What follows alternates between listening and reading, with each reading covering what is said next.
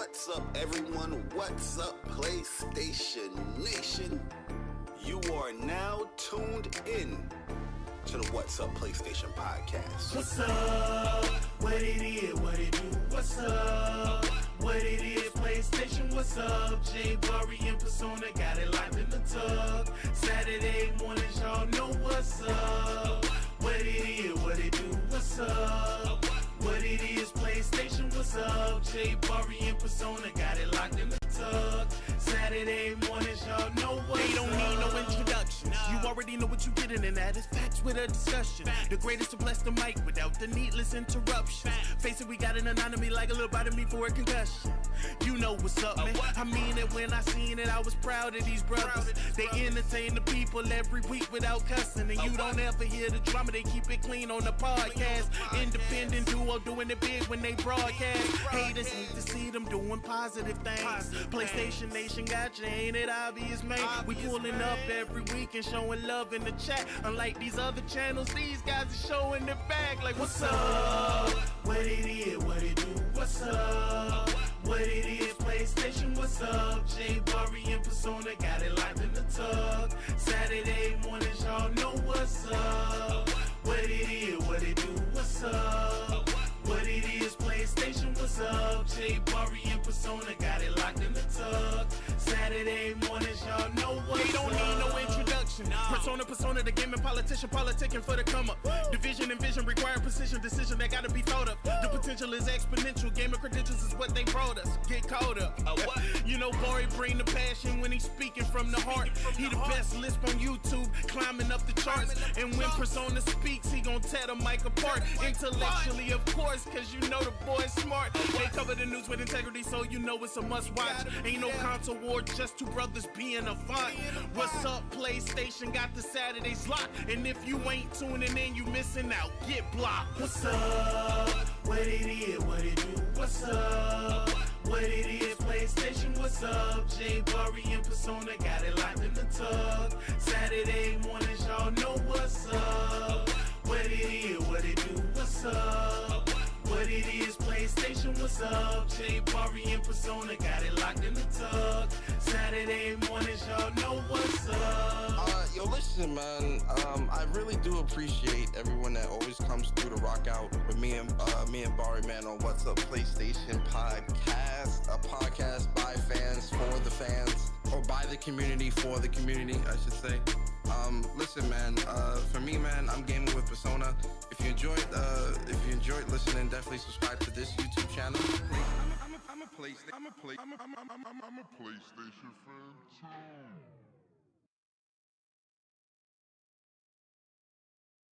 Yo, what's up, everyone? What's up, PlayStation Nation?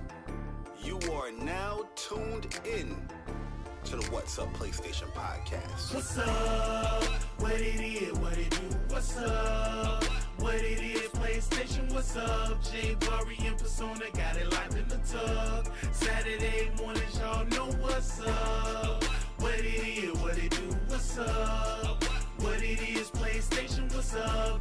Bari and Persona got it locked in the tub. Saturday mornings, y'all know what's up. They don't need no introduction. You already know what you getting, and that is facts with a discussion. The greatest to bless the mic without the needless interruptions. Face it, we got an anatomy like a little bite of me for a concussion.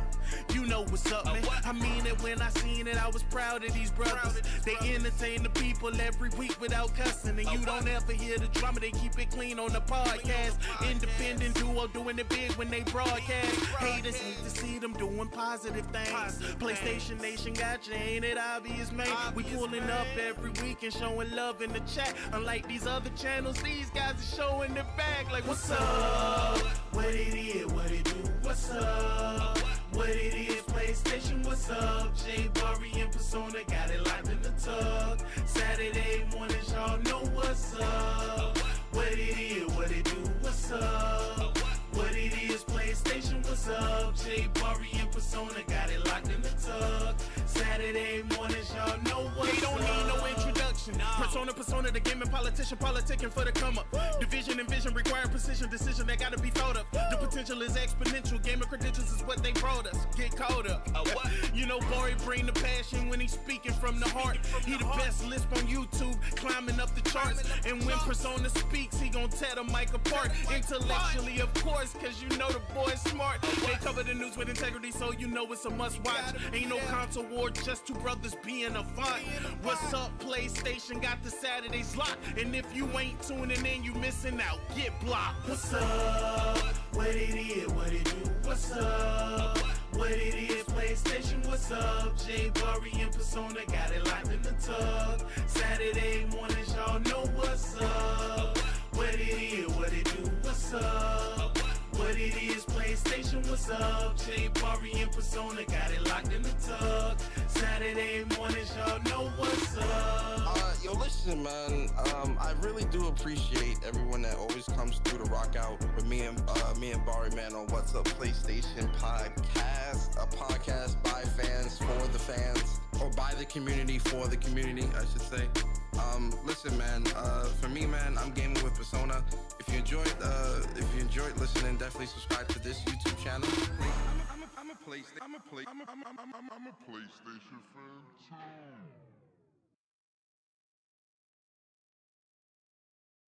Yo, what's up, everyone? What's up, PlayStation Nation?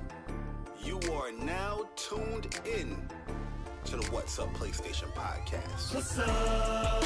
What it is, what it do? What's up? What it is, PlayStation, what's up? J Bari and Persona got it locked in the tug. Saturday mornings, y'all know what's up. What it is, what it do? What's up? What it is, PlayStation, what's up? J Bari and Persona got it locked in the tug. Saturday mornings, y'all know what's up. They don't need no introduction. You already know what you getting, and that is facts with a discussion. The greatest to bless the mic without the needless interruption. Face it, we got an anatomy like a little bite of me for a concussion. You know what's up, man. I mean it when I seen it. I was proud of these brothers. They entertain the people every week without cussing. And you don't ever hear the drama. They keep it clean on the podcast.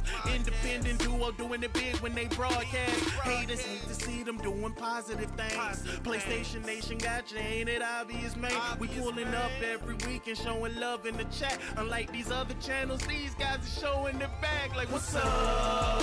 What it is, what it do? What's up? What it is, PlayStation, what's up? J Bari and Persona got it locked in the tug. Saturday mornings, y'all know what's up. What it is, what it do? What's up?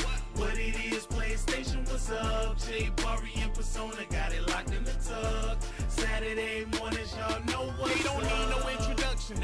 Persona, the gaming politician, politicking for the come up. Division and vision require precision, decision that gotta be thought of. The potential is exponential, gamer credentials is what they brought us. Get caught up.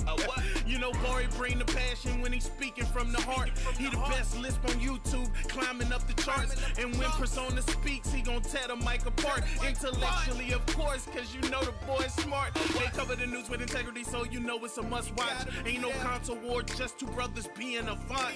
What's up, PlayStation got the Saturdays locked. And if you ain't tuning in, you missing out. Get blocked. What's up? What it is, what it do? What's up? What it is, PlayStation, what's up? J Bari and Persona got it locked in the tug. Saturday mornings, y'all know what's up. What it is, what it do? What's up? What it is, PlayStation, what's up? J Bari and Persona got it locked in the tug. Saturday mornings, y'all know what's up. Yo, listen, man. I really do appreciate everyone that always comes through to rock out with me and Bari, man, on What's Up PlayStation Podcast, a podcast by fans for the fans, or by the community for the community, I should say. Listen, man. For me, man, I'm gaming with Persona. If you enjoyed listening, definitely subscribe to this YouTube channel. I'm a PlayStation fan too.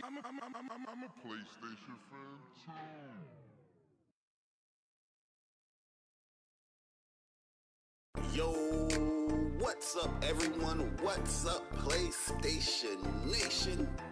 You are now tuned in to the What's Up PlayStation Podcast. What's up?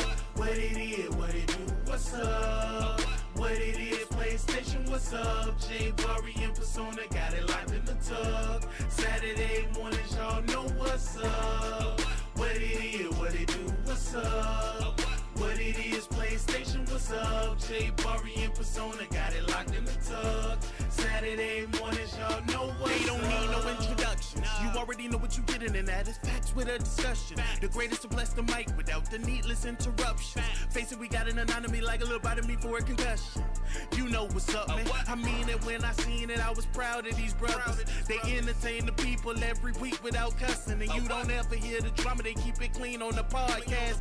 Independent duo doing it big when they broadcast. Haters hate to see them doing positive things. PlayStation Nation got you, ain't it obvious, man? We pulling up every week and showing love in the chat. Unlike these other channels, these guys are showing their back. Like, what's up? What it is, what it do, what's up? What it is, PlayStation, what's up? Jay Bari and Persona got it locked in the tug. Saturday mornings, y'all know what's up. What it is, what it do, what's up? What it is, PlayStation, what's up? Jay Bari and Persona got it locked in the tug. Saturday mornings, y'all know what's up. They don't need no introduction. Persona, the gaming politician, politicking for the come up. Division and vision require precision, decision that gotta be thought of. The potential is exponential. Gaming credentials is what they brought us. Get caught up. You know, Bari bring the passion when he's speaking from the heart. He the best lisp on YouTube, climbing up the charts. And when Persona speaks, he gon' tear the mic apart. Intellectually, of course, cause you know the boy's smart. They cover the news with integrity, so you know it's a must watch. Ain't no console war, just two brothers being a font. What's up, PlayStation? Got the Saturdays locked. And if you ain't tuning in, you missing out. Get blocked. What's up? What it is, what it do, what's up? What it is, PlayStation, what's up? Jay Bari and Persona got it locked in the tug. Saturday mornings, y'all know what's up. What it is, what it do, what's up? What it is, PlayStation, what's up? Jay Bari and Persona got it locked in the tug. Saturday mornings, y'all know what's up. Yo, listen, man. I really do appreciate everyone that always comes through to rock out with me and Bari, man, on What's Up PlayStation Podcast, a podcast by fans for the fans, or by the community for the community, I should say. Listen, man. For me, man, I'm gaming with Persona. If you enjoyed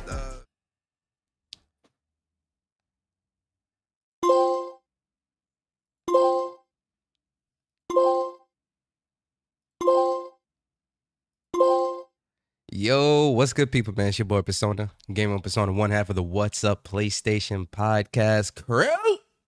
And welcome to episode 195 of What's Up PlayStation Podcast, a podcast for the community, by the community. And guys, 5 more episodes until number 200, and then we out of here. We on the first thing smoking.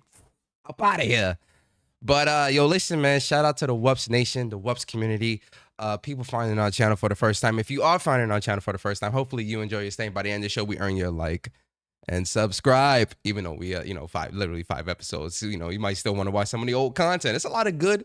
Listen, me and Bari for 200 episodes and the live reactions and the live streams and all. It's a lot of good content on this channel for you guys to watch over the years. And you can even see my transformation. You know, going from a big, lovable, snuggable teddy bear to what you see today. So, definitely still subscribe and check out the old content. You feel me?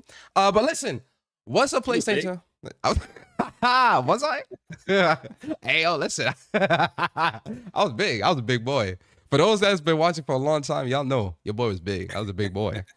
But that ain't stopped me. But listen. Wait, what? What'd you say? What'd you just say? Pause. What'd you just say? Hey, yo, Bari, we're not doing this today, man. We're not doing this today, man. Understand? We are. We thought I was joking. We're not doing this today, sir. We are not doing this today. But yo, listen. What's Up PlayStation Podcast is a 2-man team. It's not just me. It's 2 people. You see him down there, Mr. Light Bright himself, Mr. King of the Bronx, Mr. Trust Issues. Trust Issues. Yo, real talk, I'm real New York today, man. I forgot I had my do-rag on, but you know what? 5 episodes left. We rocking with it. I just looked at the camera and said, oh shit, I still got my do-rag on. They gonna think we real. They're a bunch of thugs that bash Xbox. Look at these thugs. Look at these niggas. But yo, listen, Mr. Light Bright himself, the king of the Bronx, Mr. Jerk Chicken, cooking up that whole chicken, posting that up, ain't give me a plate. Selfish. How you cooking up the chicken and ain't gonna share? My bro, Bari in the building. Bari, what's going on with you, man? How you feeling, man? Yo, what is good, YouTube? What's up, PlayStation Nation? Welcome to another episode 195 to be exact. 5 more episodes, then we gone. On the first thing, nah, man, it's a beautiful looking Saturday morning out here in New York, man. We got some interesting news to talk about as well, and a very unique spotlight. You know what I mean? If we're going to do the spotlight games for the week, because I got to let the people know. I got to let the people know about this. Oh, yo, Bari, you know what? Thank you for reminding me. You about to get your lashings, my boy. You about to get your lashings for real. I seen that tweet you posted yesterday of the games you bought. Now, Bari, don't have me come out there. You just right across the bridge. Don't have me come out there and we gonna have to scrap. Cause why the hell you buying that bullshit that you bought? I seen it.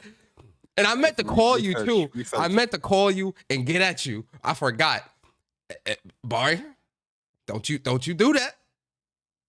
It's for research purposes, man. The research is done, and you'll hear the update.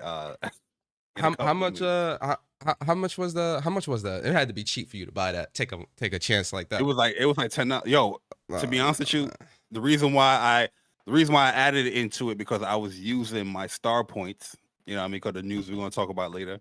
So I had like a whole bunch of star points, and after I bought everything in there, I'm down to like 5,000. So that's the only reason why I added it. I was like, you know what?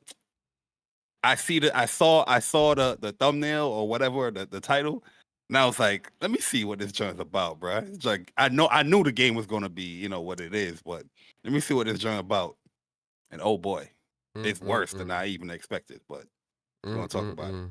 Nasty work, boy. Nasty work, man. Terrible. Well, listen. I'm not opposed of buying like, games for fan service and all that. You know what I mean? I bought them in the past. You know what I mean? I don't know why Persona acting brand new either. You know what I mean? This ain't about me, brother. This is about you. Don't try to bring me into your negativity and your BS. You're right. I got nothing to do with this. Right. I was acting real light skinned for a moment. You're right. A little too light skinned. You was acting transparent. Yeah. But yeah, man. But Bari, how you feeling this week, man? How's your week been? It's been a pretty hectic week, man. A lot of training. Learning new files and whatnot. Starting to incorporate like shared files and whatnot. So I have to teach people like formulas and new formulas and how to create these formulas. And with older people, it kind of take a little bit of time. And when you teach somebody something, they asking all these questions. I'm like, yo, that question has nothing to do with what I'm talking about, what I'm trying to show you. You just asking questions to prolong stuff. You know what I mean? So I've been real tired this weekend. It hit me yesterday because I'm ready for the Knick game. I'm ready to watch the Knick game and all that stuff. And yo, I passed out, bro. Oh, I was like, oh man. I passed out. I was knocked, bro. And I woke up. I was like, damn, just knocked out. But other than that, been playing some games here and there. Platinum Doom. You know what I mean? I know you had your situation that you went through with that game. But I didn't. Wait, Bari, you platinum games? For some reason I keep seeing that you're not a real gamer. I'm not. Really true. That's the first Doom game I've platinum too. You know what I mean? Played in the ultra violence difficulty. That's the second to Nightmare. Nightmare is the hardest one. No, I think I saw. No, there's one more after Nightmare. But that was like more like permadeath or like the checkpoints. I think you got to restart like the whole game or something like that. I think it was. Yeah, I think you so people consider like Nightmare the hardest difficult. So the second one to that, I finished the game on that, and I enjoyed it. To be honest with you, I enjoyed it. You know what I mean? It's definitely going to have me because I have all the other Doom games. even the older ones when the classic ones came out. I have all the Doom games. You know, what I mean, I just never really dived into them. But we're gonna see if we dive into them now. But nah, I'm back on my RPG shit. So been playing Lunar on the Portal as well. You know, what I mean, that has been a fun experience. Very old school type game, but it brought back. I love '90s anime and the 90s anime style, and a lot of the art scene, the cut scenes that they do. They kind of dressed them up a little bit better than the original release, but I still love that aesthetic of the '90s anime. So yeah, I've been having a good time with Lunar as well. Battle system still is annoying. Lunar 2 is definitely better when it pertains to that, but overall, just chilling, man. Work definitely beat me up this week though, but just chilling. But how you feeling though, man? You out here do ragged out. You know what I mean? You on your Harlem joint, your Cameron joint. You know what I mean? Yeah, I know, man. Yeah, for me, man, this week has been a very stressful week for me, honestly. Work wise, work has been, what it is, but I was sick. I was sick. I've been really like off and on sick since I got back from Boston. So like when I first got back, I got sick, but it kind of left pretty quickly, a little bit quicker than what I thought as well. But then fast forward to this week, and I got sick. It was still lingering over the weekend, but it seemed like it came back even crazier. Like, my nose is stuffed up and, all this other stuff. And it was just like really crazy. I was just like, geez, yo, okay. Still going to the gym, but then like I kind of went a little too crazy at the gym. And so like I was lifting super, super heavy on leg day, more specifically on my calves. I was doing my calf workouts. And, I felt it hard the next day. So, we definitely need to, do it. And gaming wise, yo, listen, for those that follow me on Twitter, I've been playing a lot of Doom this week. I'm thinking, I did everything. I'm about to get this platinum. I upgrade everything, and then boom, no trophy pop. Your boy is pissed. I'm livid. And I'm sitting here, and I'm like, yo, we about to just move on. I hit up Bari. Bari's like, yo, Power Pick saying there's a glitch. I'm like, why is there a glitch? Why can't it just work? Why is there a glitch? This is crazy. So I was gonna walk away, and then I got slept on it. Then I woke up yesterday, and I said, you know what? Let me sit down and just run through this goddamn game real quick, man, real fast. Like I can't looking at that last trophy before the platinum. I'm just like, yo, listen. Most games I really wouldn't do this for, honestly. The reason why I did it with Doom is because I know I can run through Doom really quickly. I set it on easy. I ain't even gonna lie to y'all. I had it on easy, and I was just running through that shit because I was just trying to get through real quick so I could upgrade everything towards the end. So I was just like, yo, let me just run through it real quick. So I was like, you know what? Let's do it. And I got the platinum yesterday evening. So very happy with that. That issue with that trophy is like a big issue. If he put that on there, that means a lot of people had that same issue as well. I really want to know, like, anybody that's playing through Doom or they complete the game and you got like all of the upgrades for the weapons and the shield, like, did that what's the trophy name? Berserker something? Berserker. Did that trophy pop for y'all? Nah, a couple of people on my tweet said it happened to them, and I was looking at Bethesda's official update tweet because they put out a patch, but not a patch for this. It was like a patch to fix other stuff, and people were talking about this specifically and saying like, yo, when are you guys gonna fix this? This needs to be fixed, blah blah blah. So it's definitely an issue, but there's who knows when it'll get fixed. But I said, you know what, screw it. And guys, I'm telling you, I deleted my save. I turned off cloud updates and everything, and I started like as if I had just got the game again. I uninstalled it, reinstalled it, and everything, and ran through it, and we was able to get the trophy. So essentially, what you have to do is you can't upgrade anything until at the last chapter, and then you upgrade because everything has to be upgraded all at once in order for the trophy to pop.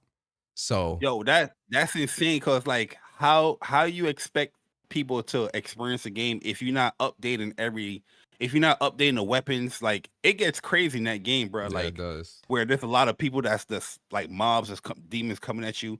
So like if you're not upgrading like the shield or whatnot, it's like, yo, how you even like getting through that joint, bro? Yeah, it's Kinda, definitely you gotta wait to the end to upgrade everything to support. Yo, that's wild. yeah, it's definitely a crazy thing. And honestly, guys, I'm crazy. That's why I even did it. I was just like, yo, listen, I want the platinum, so I'm just going to dedicate today and just do it because I didn't want this to carry over into the weekend because it's a long weekend.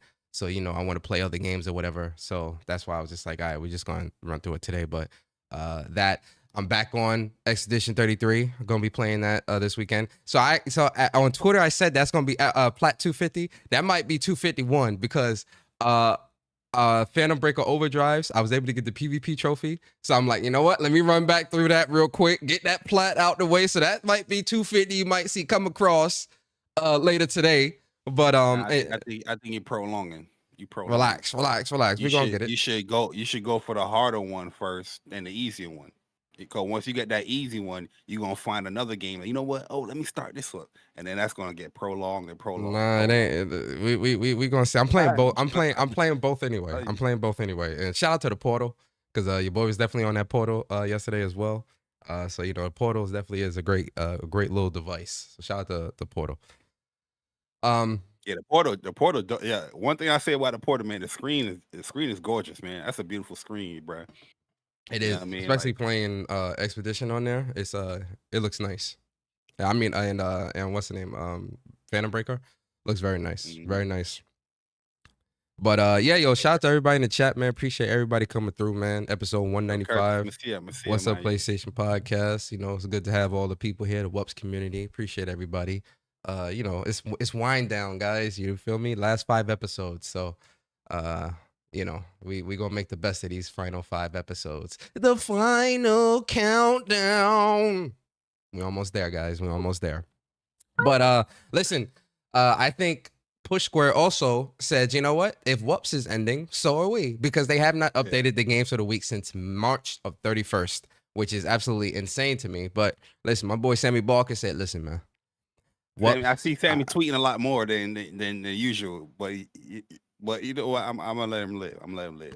Listen, Sammy said, "Listen, WUPS. I was doing this for y'all. Y'all about to dip. Shit, I'm moving on too. It is what it is. You feel me? So, yo, hip hop in the chat. Yo, hip hop was good. Yo, we definitely need to get hip hop, on the podcast for sure as well before we close out too. You know for sure. That's something that we said in PAX.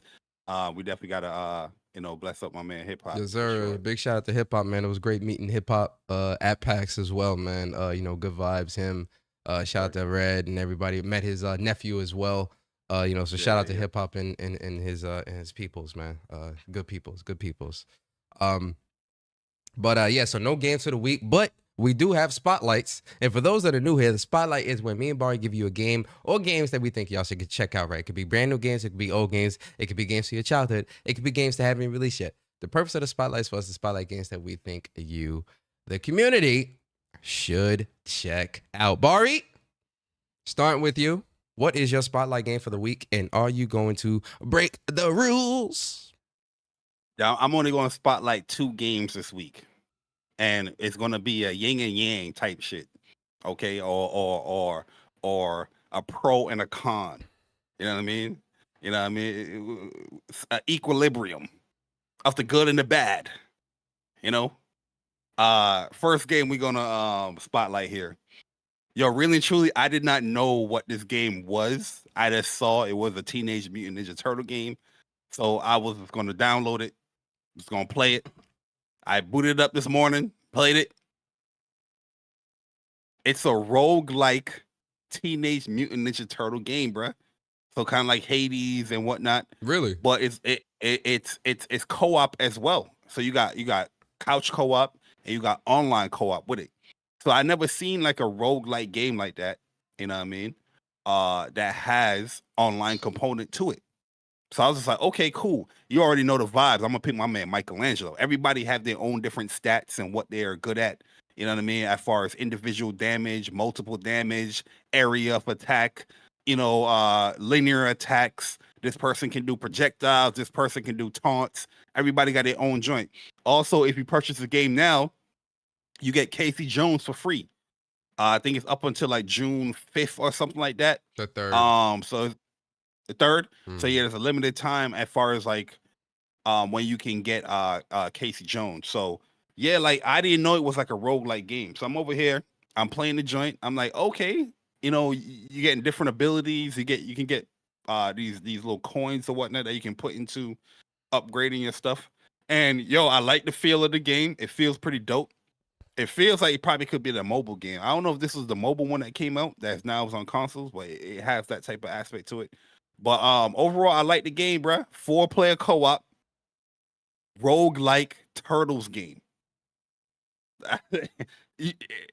That's a sell for me. And so far, it's pretty good. I like it. Like I said, Michelangelo, that's that guy. Michelangelo's pretty cool. His abilities that he can do a lot of damage, but also the area of attack. So he can attack multiple enemies at once. He's proficient in that. So, and he also has like this taunt that can buff himself, or I guess it buffs the teammates as well, where you press circle to do taunt and he gets a damage boost or whatnot. The dodging feels pretty good as well. You can, like I said, you can get like abilities. The cooldown can be faster and whatnot. So yeah, I'm really enjoying the game. I think it's a hit. I think a lot of people will probably enjoy the one for Turtles. So yeah, that's Teenage Mutant Ninja Turtles. Let me actually get the name. Okay, Teenage Mutant Ninja Turtles Splintered Fate. That's the name of the game. Okay. The second game I gotta talk about is trash. Terrible. You know what I mean? Shout out to PlayStation Stars. The only reason why I picked this joint up is because I had a lot of stars points. Like I said, after everything I bought or whatnot for that day, I was down to like 5,000 and change for it. Right? So I was like, all right, let me just see what this game is about. There's sometimes I like to indulge into the fan service. I'm a big sucker for this game called Sakura Succubus. They up to like number 8 on them joints, bro. If number 8 hit, I'm buying it. I'm gonna go through the story. I'm gonna get the platinum. It is what it is. It's no different than Kemco games. So Kemco is like a developer or a publisher, and they put out these smaller like RPGs. Like I said, I've been talking about these games like years now. There's times where I would just play these. Some of them don't have platinums. I'll just play them, complete them, keep it moving. They're very short, but I enjoy it because it remind me back of the older days, even the PSP days. It just like madly small RPGs that was coming on the console or the handhelds or whatnot. And that's what Kemco pretty much does. And some of them, like, you don't really necessarily need to do this, to be honest with you. Some of them, they have like, you can purchase like 99-cent level boost or difficulty modifiers. Some of them have, not all of them have it, but if you're interested in Kemco games, they're there. There's a lot of them, and they're cool. Guilty play. So I bought this game called Anime Girls Fantasy Desire. Right? Let me show a Persona. Can you see that? Anime Girls Fantasy Desire is what the game is called. Y'all can see that? Right? So they saying that the game was like an action RPG. That's the reason why I bought it, to be honest with you. I was like, action RPG anime game? Let me see what this joint's about, bro. You know what I mean? Let me pull up real quick. You know what I'm saying? You know what I mean? Bruh, the game is trash. Complete utter garbage. First and foremost, I feel like games like this should even be on the PlayStation Store because it's AI created. I don't even think this is really made by a developer. It's AI created. This is one of the worst cutscene. Yo, Persona, matter of fact, I need you to do me a favor. Go to my Twitter, go to the latest video, and just play that video real quick. Just play that video real quick, bro. And you gotta let me know when you about to play it so I can be quiet so everybody can hear the sounds of the game.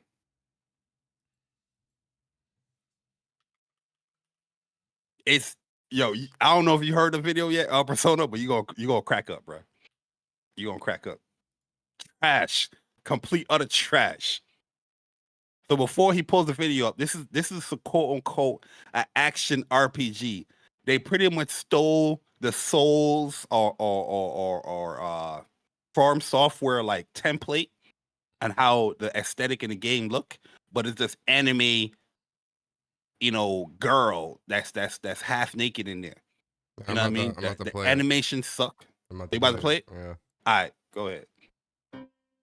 Long ago, the world of Erindor was a place of balance. Light and shadow, life and death, all existed in harmony. The maiden knights, guardians of this balance, stood as beacons of hope against the darkness. But this peace was not to last. The demon lord, Lord Vermilion, sought to break free from his prison and plunge the world into eternal darkness. To achieve this, he needed the blood of the most beautiful and untouched virgin, a girl whose purity was legendary. His return would bring ruin to all. Haha, you're still treating me like a child. Hey, yo, nah. Until you can land a hit on me, you'll always be my little sister. Yuki, Something's wrong. The air. It's like Look at the all mouth, the light bruh. is being drained away. Get inside the shrine. Nah. The fabled sisters of prophecy. Such exquisite and untouched beauty. At last. Bruh. Whatever you want. You thought I was joking? It's your AI driven, bruh. Terrible. Oh, dear child. We're counting on that. Sister, don't let the darkness take you. Promise me. By the way, this scene is not as innocent as you think. That's a Such reference. Don't let the darkness take you. And look at the sister right after. Lord Vermilion will be pleased with her virgin blood. Promise me. Boy, what the fuck is what? Yo, nah, bro. Yo, bruh. I can't believe you The brought this maiden's shit, bro. journey begins in darkness. Hey, yo, Listen, I can't Persona, believe I you knew bought- it was gonna be bad. Nah, I can't believe I you didn't bought know it was this gonna shit, be this bro. bad, bruh. I didn't know it was gonna be this bad. I don't know why you even would buy some shit like that, bro. Like that don't even look appealing to want to play, bro. That shit looks terrible. Yo, by the way, this game has no trophies. What? No trophies at all. It's a PlayStation 4 game. Got no trophies. AI driven. And I'm here for research purposes to tell you. Nah, bro. Stay away from this game. It's horrible. It's bad. It's very bad. Nah, this Okay. this a L, boy. Don't I'ma keep it a stat. don't waste your PlayStation Star points. Don't waste your money. Don't waste your gift cards. Don't waste, your PlayStation share partner, whatever it is. Don't waste it at all. Just stay away from this game. It is horrible. This seems I like did the some research fan for y'all. service dog shit. Okay. That's what I did the research for y'all. Stay away. I'm good, And bro. that's Spotlight Games for the week for me. I'm sorry, but that looked absolutely terrible, man. Yeah, you heard of what you said. Ha ha. Hey, yo, that shit. Nah, I'm She good said, on ha ha, that. sister. Nah, I'm good on that. I'm extra good on that. That was actually terrible. Wow. Okay. Yeah, so my spotlights this week is it's funny, I didn't even think about spotlights until like today. I Right took one before for the show. team, y'all. I took one for the team. Nah, you did the research for you. Yo, Nah, I boy, did it for y'all. They I did it for getting y'all. at you in the Listen, chat. I'm not boy. a selfish person, Chips. I did Nah, it for y'all. They getting at you in the chat, my boy. That's I'm a looking L. out for y'all. That's a The L. PlayStation community. That's a That's my L. man If Craig that, would say. that's a L if it ever was one. But but okay. So yeah, so my spotlights for this week. Honestly, I think one of my spotlights is definitely gonna be Stellar Blade. You feel me? We're gonna be talking about that a little bit later. But a lot of awesome content and a lot of good news surrounding Stellar Blade that can't wait. So shout out to Stellar Blade. My second spotlight is gonna be Mafia Old Country. Can't wait for that, man. Definitely can't wait to play that over the summer. That's gonna be a good vibe, good game. And I think my third spotlight is gonna be Phantom Breaker Overdrive, man. I've been playing, like I said, I've been playing that, replaying it recently, trying to get that platinum on top of Expedition 33 as well. And it's a fun beat 'em up. So definitely can't wait for that. Another beat 'em up that I actually want to spotlight that I can't wait to play, that I'm gonna be all over this game. Marvel Invasion. I can't wait for this game, That's bro. gonna be fire. that is probably like one of my most anticipated beat 'em ups this year, man. Like it's in my top 10 for sure. Like of games, like that game looks phenomenal. I can't wait for Marvel Invasion. That's a day one. So yeah, those are my spotlights for this week, man. Yeah, it sucks that it's coming super late. Another one that I'm hyped for is that Double Dragon, bro. Arc System joint, but that's coming. Oh yeah, that's coming out in October. Shinobi as well. Shinobi looks good. Yeah, I pre-ordered that. Yeah, Shinobi looks good. So yeah, those are my spotlights for this week, man. You know. You ain't gonna spotlight anime girls fantasy desire? Spotlight no bullshit like that. That's you. That's you with that. Bullshit. Listen, man. I'm not buying. Listen, I would. I personally wouldn't have bought I take it for like the that. team. I'll take it for the team. That's good, and you're gonna continue to do that because I will not partake. I wouldn't even look in that type of game's direction. That's crazy. You said you bought that with stars points though, right? Not like real money. Yeah, I bought that with my PlayStation Stars. Well, speaking of PlayStation Stars, Bari, let's get into the news. Ooh, okay, I like that transition. Of course. Speaking of PlayStation Stars, we got to get into some bittersweet news because this generation, PlayStation is the company that keeps on taking, not giving, taking 4, taking 5, charging. Lord have mercy. Let's get into it though. So PlayStation Stars, which was a service that they introduced, I want to say probably like 2 years ago, two plus years ago. So yeah, years ago. Where you could, sign up on your PlayStation app and you'd be able to earn points for purchases that you made within the PlayStation Store. They also had cool little campaigns and things like that you could partake in to get points or to get cool digital collectibles and whatnot that you could use. And the points that you did earn, you could use to redeem at a specialized PlayStation Stars reward store to buy other collectibles or buy certain games that they had available in there, or even buy PSN money, so $5 or $10 codes, right? But this service is coming to an end. Shocker, right? So the highlights for this is, hold on, I'm sorry, I'm looking at, oh yeah, where is it? I just had it. Oops, sorry guys, sorry. Oh, okay. Is winding down. So the key dates is May 21st, 2025. So that was 3 days ago. No new members can join. So if you're already a member, if you want to join, you can't join anymore. And also if you are currently a member and you deactivate and try to reactivate the membership, you won't be able to reactivate it either. July 23rd, 2025 is the final date to earn points, digital collectibles, and status upgrades. November 2nd, 2026, the full program shut down. Last date to redeem points, if any, are unexpired. That seems like a long time between now. That's a year and a half. Like, that doesn't make any sense. And then member guidelines, canceled memberships cannot be reactivated. Existing members can retain access to digital collectibles after the program ends. So whatever collectibles you did have, you will retain that. Their future plans, Sony is using feedback from PlayStation Stars to shape a new and improved loyalty initiative. Listen, man, I'm going to start with you, Bari. I have a lot to say here, and I'm sure you do as well, but I'm going to start with you. What's your thoughts on this? And why? And here's my question. Why would PlayStation outright just terminate the service as opposed to just incrementally improving upon based on that feedback? What do you think it is that would have them completely shut this down and start from scratch? To be honest with you, I don't know, because PlayStation Stars, I feel like the concept of PlayStation Stars is great. You have a reward system. You have a fun, engaging reward system that, purchasing the games, doing campaigns that they offer, will reward you either points or digital collectibles. So the idea, the concept of it is cool, but they never really evolved it or pushed it any further. You know what I mean? They've been just having these small little updates that will take away something or add something. They had the $20 option. They took that away. They added a $10 option, $5 option. You have your own games that you could have been offering. Didn't really do that. It's just a lot of these weird moves that we always, looked at PlayStation. Because remember, we used to do the PlayStation Stars campaigns for the month. You know, Mhm. 'cause every month they will come in and they will say, "Here's the campaigns," and on here on this podcast we'll go through it and list out all the campaigns or whatnot. But they never really push the service as far as where the potential could be with it.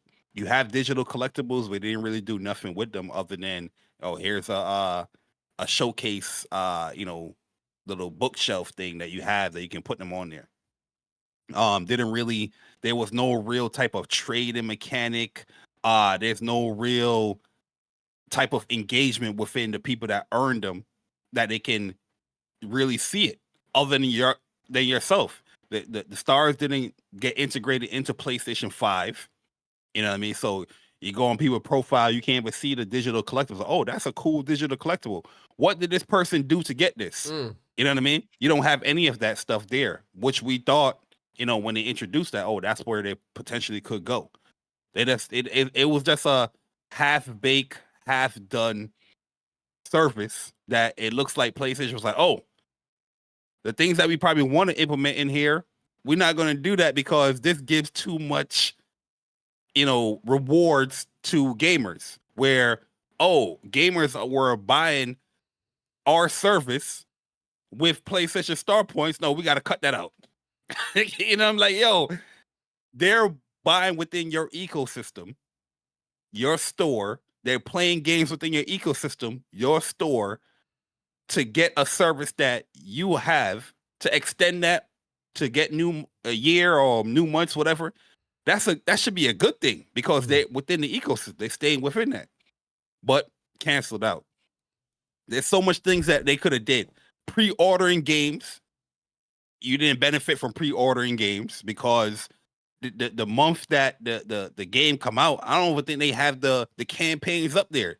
You know what I mean? They be having the campaigns at weird points. So let's say Metal Gear Solid comes out in August. The campaign will probably be the following month in September. Yeah, and it's crazy because it would have been smart for them to be like, oh, get an extra 300 points if you pre-order these sets of games before they release or something to get more pre-order. Yeah.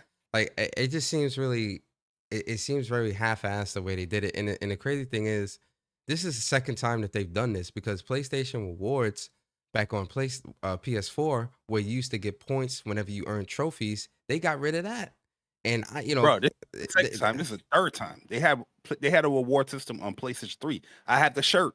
Yeah, the PS3. I think I think it's the same thing. No, PS3, the PS3, PS4 rewards. It's the same.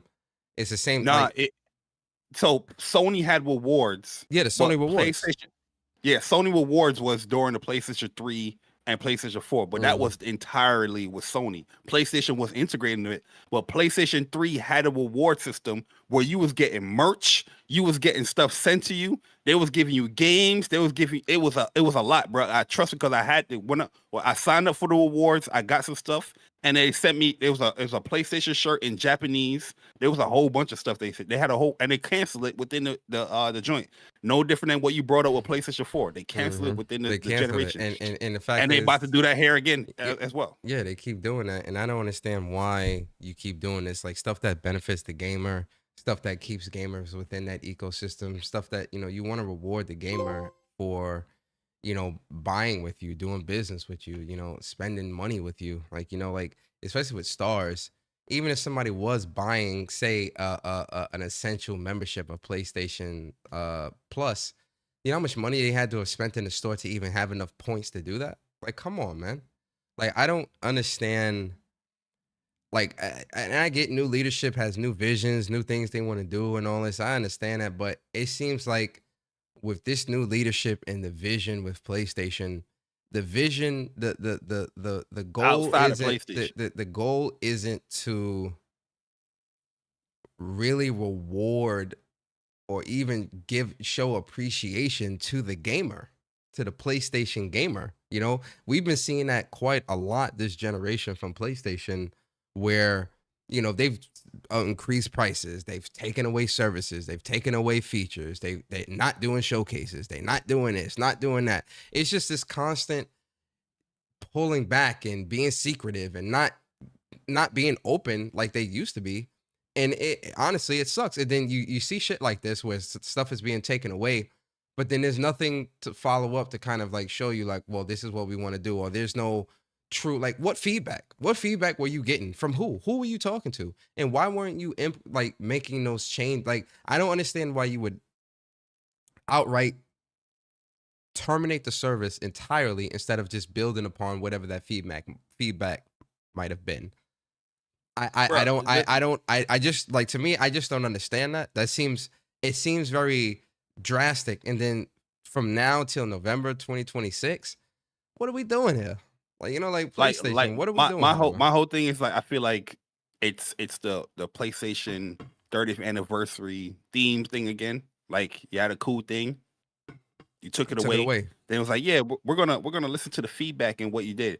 Now you just brought it back the same way. You didn't listen to no feedback. Yeah, but you didn't bring it back the same way because it doesn't have the unique startups, the PlayStation 1 startup or startup. That was if anything, that's what people wanted more than anything. Yo, bro, I had my shit set to PS1. That's how it started up, as a PS. Like, why? Like, why? And just to bring that back up, why do that? Like, that seems so fucked up. Like, excuse my language, but that just seems so heartless and fucked up to just like something so unique and special to PlayStation and to the PlayStation history that you would just take that away and think like people wouldn't. Yo, listen to this paragraph right here. Whatever, man. We want to thank all our players for supporting PlayStation Stars since the launch in 2022. As we explore new ways to evolve our loyalty program efforts for the future, we'll continue to celebrate all our players through various community activities we have planned. The thing is, like, yo, here's another half-baked statement. You know what I mean? Like, you announced that you canceled something. What do you have planned? What community activities you got planned? Why don't you explain that? You got rid of PlayStation Experience. Yeah, you know what I mean. Not doing no type of like events. Like, you're just not doing shit. You're not doing it. This is just PR talk. That's like bullshit. Soften the blow for people. Like, oh, anybody that have any issues with it, like, oh, you know what? But they did say they're gonna bring a loyalty program in the future. But you know what we do got, Bari? Like, you know what we do got, right? What? We got Until Dawn movie release. We got season 3 of Last of Us to look forward to and all this dumb shit. We got season 2 of Twisted Metal TV show, TV and all this other bullshit to look forward to. Man, which is funded by PlayStation money. But my whole thing is that you don't need to explore. Well, you do need to explore and evolve a loyalty program that you already have now. You have PlayStation Stars now. You didn't do that. How am I to believe you that you are going to evolve or explore this new loyalty program that's coming in the future by canceling one that you have here now, which you can evolve and listen to the feedback what people are telling you? They made that post the other day, and mad people was like, yo, you don't got to get rid of this. Like, you can just upgrade and evolve what you have here. What you got. Yeah. Make it more fun and engaging with digital collectibles. Make pre-orders actually count towards the PlayStation Star points, or even physical games that people still buy. Let that count. Heck, add an incentive for getting platinums. Like, oh, getting platinum. If you get a platinum in this game, you get 1,000 points or whatever, or whatever. Like, that's the type of stuff that you can add into PlayStation Stars that would get more people wanting to complete games. You know, or whatever the case may be. Like, you can, you know, even tough games. They add easy mode and yeah, but even complete or platinum in games, whatever. Like, you know, getting trophies or just getting more people playing games, man, or games that they normally wouldn't or whatever. It's just all types of things that they could do and add into PlayStation Stars to make it more of a worthwhile experience to be a part of as a member. To outright get rid of it, not have anything as like explaining what you want to do in the future, but then having this up for a whole nother year for what? Like, it's a waste. That's exactly what I'm trying to say, or what I'm conveying here is that whatever they're saying here about future plans or whatnot is null and void when you're canceling something that is what you are saying that in the future you're going to be doing. If how are you going to evolve or explore new ways in a new effort of a loyalty or reward program, but not do that with a current one. You know what I mean? It's just a contradiction. You have something here in place. If you make it more fun and engaging, I thought the campaign stuff, very, very cool. But what you earn from the campaign, it was just there. Make the digital collectibles more engaging, and integrate PlayStation stars within PlayStation 5. You know what I mean? Like going back again, pre-ordering games. Make people feel like, all right, I can get benefit here from pre-ordering games other than whatever the developer or whatever is giving me as incentives. Collectibles. I mean, not collectibles, collector's editions. When's the last time you saw a collector edition sell out? You don't. They don't. And that's funny too, because you have your own direct store? Mm-hmm. Why don't you reward the people that have to sign into direct that's to get the collector's edition? Why don't integrate that with stars? It's like, yo, you're really not trying to reward anybody. You have rewards there, but you're not trying to reward the actual PlayStation gamer. You know what I mean? You're trying to deviate away from the PlayStation gamer. That's what I feel like is happening, you know, since a certain thing happened. You know, it's called PC, but it's more of a deviation from what you call or consider the core audience. You're taking a lot of stuff away from us, but charging more. Now we got to deal with more than likely you're going to deal with a price increase on the console, a price increase on the service, a price increase on the games. You know what I mean? But you're taking away rewards programs. You're taking away this feature. You know what I mean? It's just like, yo, come on, bro. Enough is enough, man. You don't have to keep taking away everything. And then say, oh, in the future we're going to do that. No, you're not going to do that. You said that with the, like I said, once again, with the 30th anniversary, you said that you was going to build upon and listen to feedback and bring it back. And you brought it back the same goddamn way. You ain't listen to no feedback. You ain't build upon it. You ain't do none of that. It's just crazy. You have your own games, right? Your own games. Hey, why don't you add your own games, old, new, whatever, to PlayStation Stars? Because you know what that's going to mean? You know what that tells you? If people are buying games through PlayStation Star points, or if they're getting discounted games through PlayStation Star points, that tells you that they are staying within your community and they're buying stuff within your store. They're staying within the PlayStation community, not going outside of it. You're giving them a reason to stay within it, not giving them more reason to stay outside of it. You know what I mean? Why don't you add more options? $5, $10, $20, $50, $100. Yeah, it's just like, yo, bro, this common sense stuff. No, we're just gonna cancel it. But my bad, person. Let me shut up, man. Nah, you right, man. You cooking today. You cooking with grease. You feel me? I agree 100%, man. A lot of that is you know, and we've talked about this on numerous occasions, but I truly do feel that PlayStation, this generation of PlayStation truly is out of touch with the Hey, listen to this comment, bro. My bad, yo. With the game. The reward is playing the game. Why are y'all so fixated on Who said that? rewards and bonus options? Who said that? Is somebody in this chat or somebody in Sentinel Zero? The reward is playing like, the game. What kind of comment is that, bro? On rewards and bonus options. Anyway, I don't want to really truly. What type of comment is that, bro? No, don't respond to it, man. Because you have did we create the reward program? It's added benefits. The what did they say? Like, yo, listen, bro. Hey, yo, I bet you his PlayStation profile. 114 trophy score. That loves PlayStation. They've been playing PlayStation since day one. Sit your ass down, please. Respectfully. Listen, man. You sound crazy. It's Saturday, yo. It's a 3-day weekend. I about to crash out on you, Nick. On you, dude. Yo, what you say, Persona? You're not qualified. Yo, listen. It's a lot of people not qualified to speak, but I will say this. The reward is playing the game. Like, why y'all so fixated on rewards and bonus options?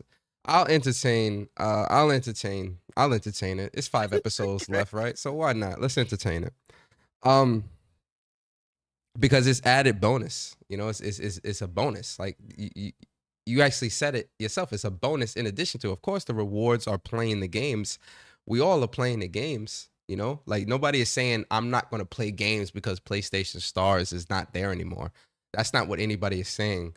The conversation is more so fixated around PlayStation continuously taking away incentives and those bonuses that get you into that ecosystem or keep you within that ecosystem, right?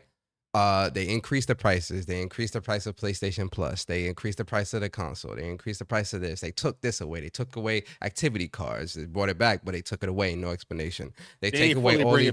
They take away all these features. They taking away PlayStation Stars and not really explaining why. Incentives, right? Why wouldn't you want to get an incentive for buying? Imagine getting points for buying video games inside their store that you could then use to get discounts or bonuses or buy whatever or collectibles or whatever. That's a cool, you be buying more games. Yeah, that incentivizes you to want to buy more games or spend more within that store and that ecosystem. And so I do think that, you know, it is something that is important to have those types of things, those bonuses, those incentives and things like that. It's the same thing with PlayStation Plus. Why do you think they offer you free games and all these other games every month?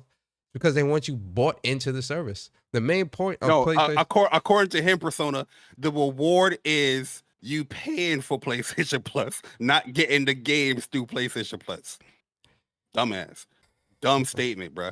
That's like say you have a bank card that have all these benefits if you use the card. No, the reward is you getting the card and not using to buy your gas. Or I want my free hot chocolate from Dunkin' Donuts. That's like, yo, actually, credit cards or bank cards is actually a great example because the purpose of the card is just for you to use it to buy whatever you want. But they have incentives within certain banks or bank cards where if you buy from Starbucks, you get an extra 15% off, right? Whenever I go to Starbucks religiously like every goddamn day. And so I'm getting that 10-50% off. Or if you buy from Dunkin' Donuts, or if you buy from GameStop, if you use this card at GameStop, it's an extra 5% cash back. Or you get point, you know, or if you buy your airline flight, you get flight points. And listen, why I'm this, you know, question is he probably a GameStop member too, pro member. He's like, yo, man, I'm just happy to buy the game at the store. Fuck the benefits. But that I get 10% or 30% off of used games. You know what I mean? Loyal customers, yeah, like I you know, when I was growing up, my teachers used to say there is no such thing as a dumb question. Then as I got older, I realized that's a lie. And they only tell you that in like elementary school to not discourage you from asking a question or, you know, break your self-esteem or whatever. He said it was a joke. No, no. I don't believe you. I don't believe you. Because the chat getting at you, so now you want to switch up. I don't believe you. But you know what? It's okay. It's okay. Listen, 5 episodes left, guys. So we're going to go off the rails a little bit. Have fun, you know, make these last 5 episodes with our WUPS community as entertaining as possible. So, yeah, you know, we off. Hey, listen, when hip hop gamer come up in here, don't start your BS. Make sure you have some home training and behave yourself properly in the chat.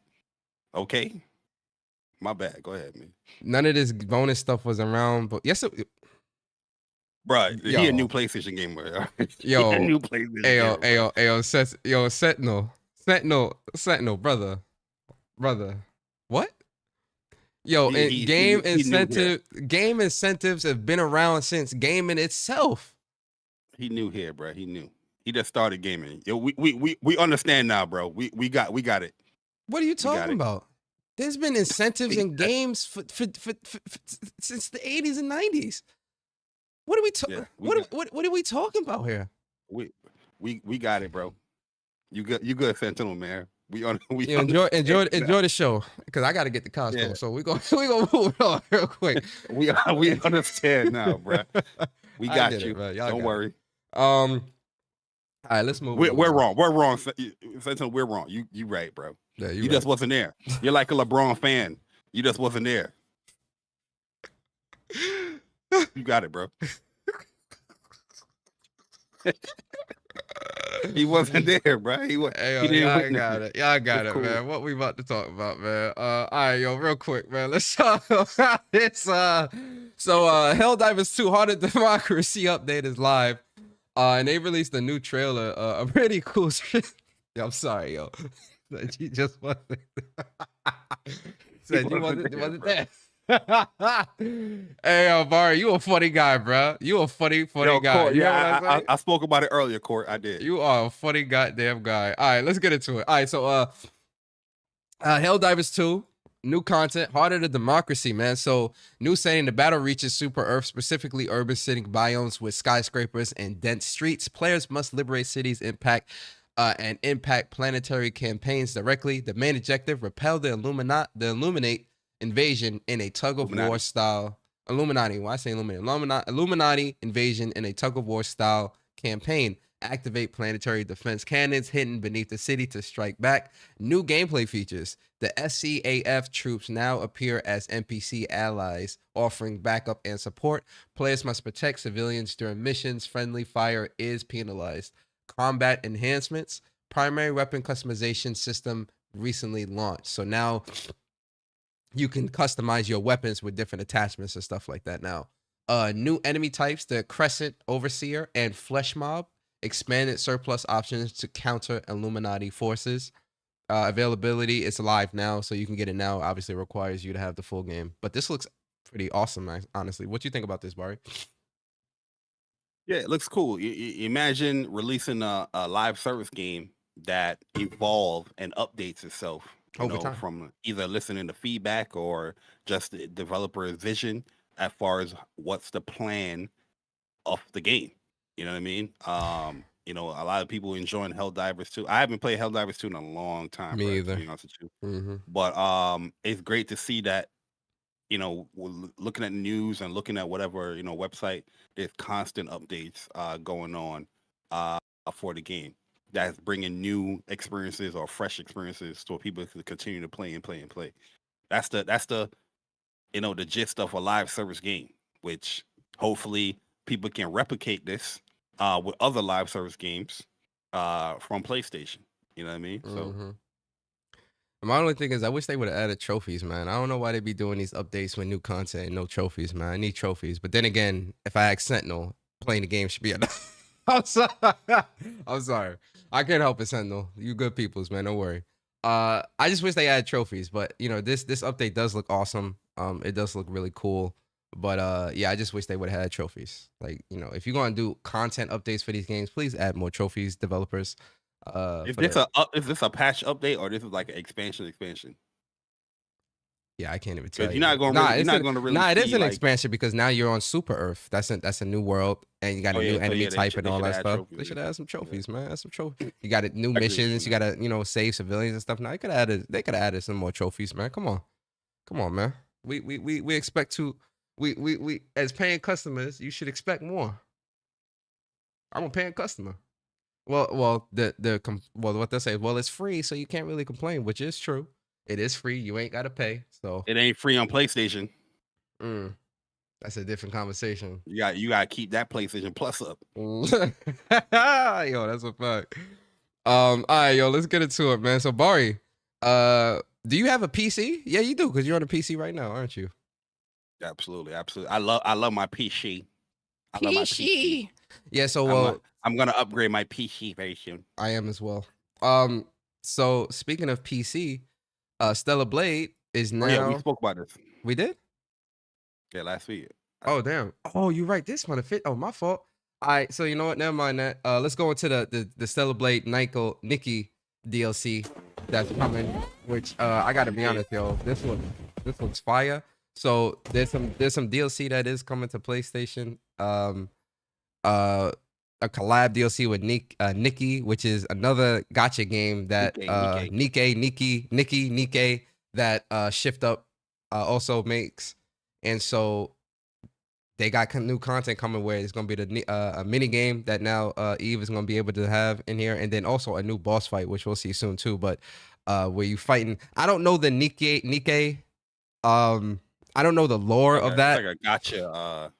No, but I don't know the characters because I've seen a lot of people hype for like Doro and all that, and I'm just like, I listen, I don't know the Nikkei lore I or don't know anything either. like that, so I ain't even gonna pretend like I know what the fuck I'm talking about when it comes to Nikkei. But I tell you this Nikkei chick, if this is Nikkei, this chick that she about to fight, that you about to fight, this chick definitely a badass. She look like a badass, yo, and this boss fight look like it's gonna be fun as hell. So I'm definitely very, very excited for this DLC. That sword is fire. Yeah, it is. And this fight look like it's gonna be tough as hell, man. Oh, B. She doing crazy stuff.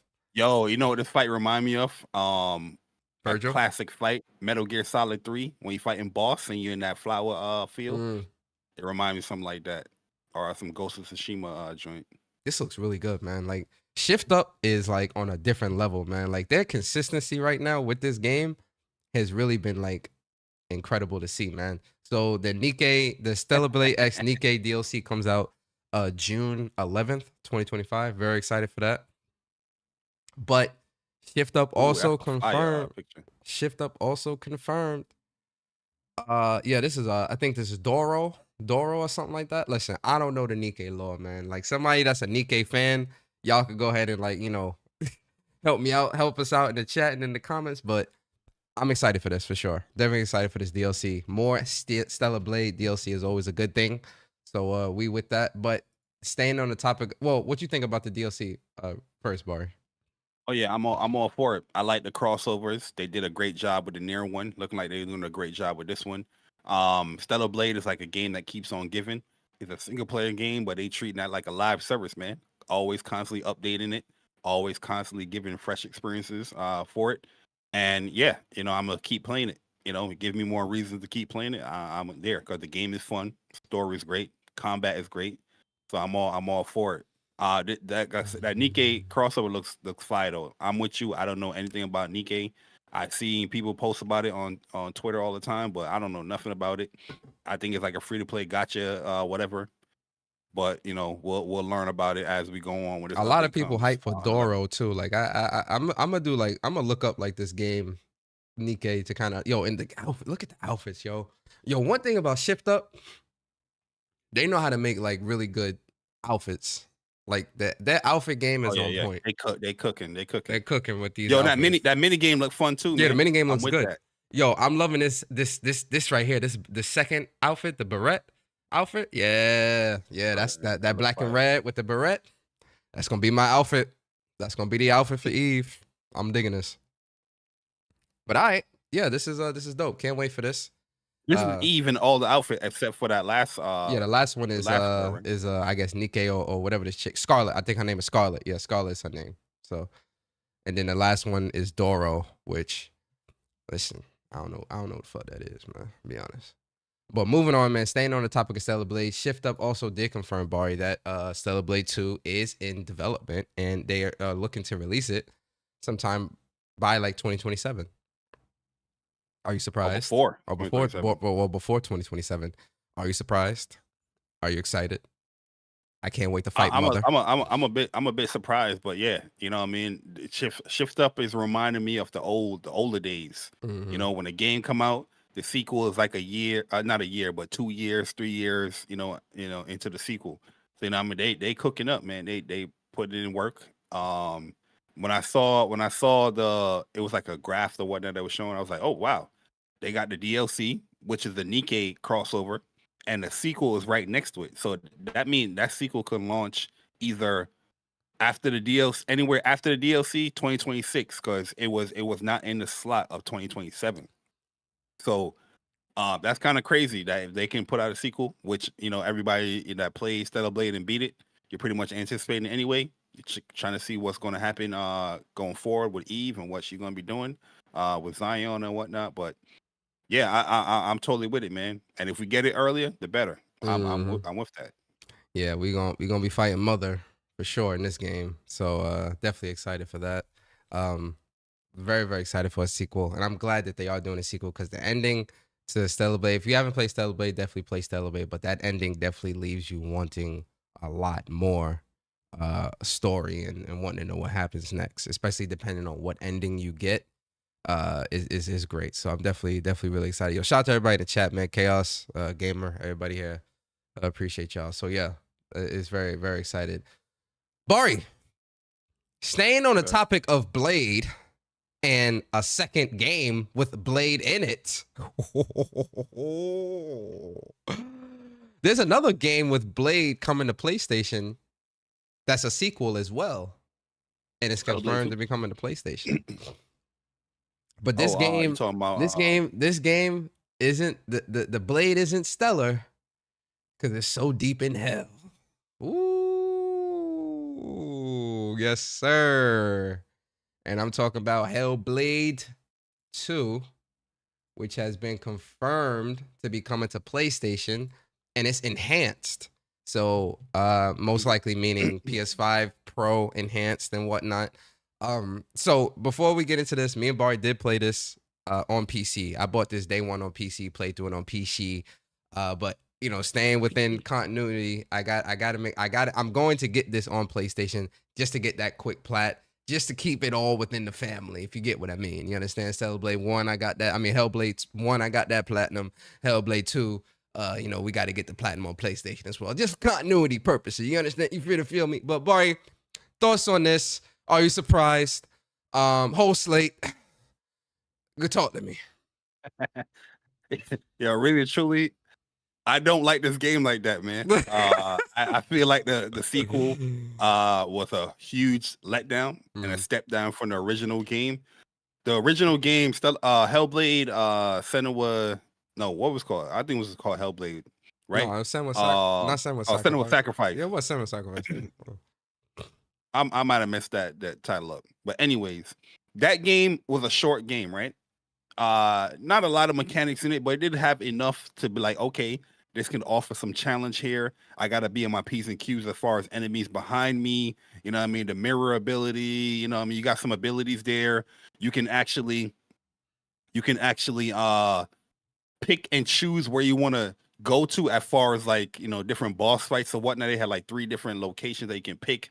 The ending scene was dope when you was on our bridge or whatnot. You know what I mean? There was actual real boss fights that felt different in that game as well. And you had the collectibles and all that stuff as well in it. You know what I mean? I think when I platinum Hellblade, the first game, it was like, what, 20 some hours I platinum in that game with. That's getting everything. And that's, mind you, I was missing some stuff. So I had to go back and replay the game just to get a certain collectible. Hellblade 2, Senua Saga. I was excited for the game. Saw the graphical, come up. You know, I mean, big graphical leap. But yo, the gameplay, the story, in my opinion, was weak. The gameplay is weak. The exploration, there's some of it there. There's some cool stuff within the game. Don't get it twisted. Like, I like the little face puzzles that they have on there. I wish they would have done a little bit more within the face puzzles, other than, oh, I discovered that as a face. I solved the puzzle. Oh, pick up whatever you got to pick up, keep it moving. You know what I mean? It could have offered a little bit more. But combat, it was not an evolution. You know what I mean? Like, you know, when you think about sequels and you think of like, okay, the sequel's going to build upon this. The sequel was a downgrade. They made the combat easier and more quick timey and more. The combat? What's combat? What's that? The combat easier and quick timey. There's even an option in the game where you can turn off the fight sequence as far as letting the CPU fight for you. You just sit back. Yeah, that's crazy. Enjoy it. You know what I mean? The boss fights, they had really 2 main boss fights in that game, and it felt the same. It's the same ass boss. You know what I mean?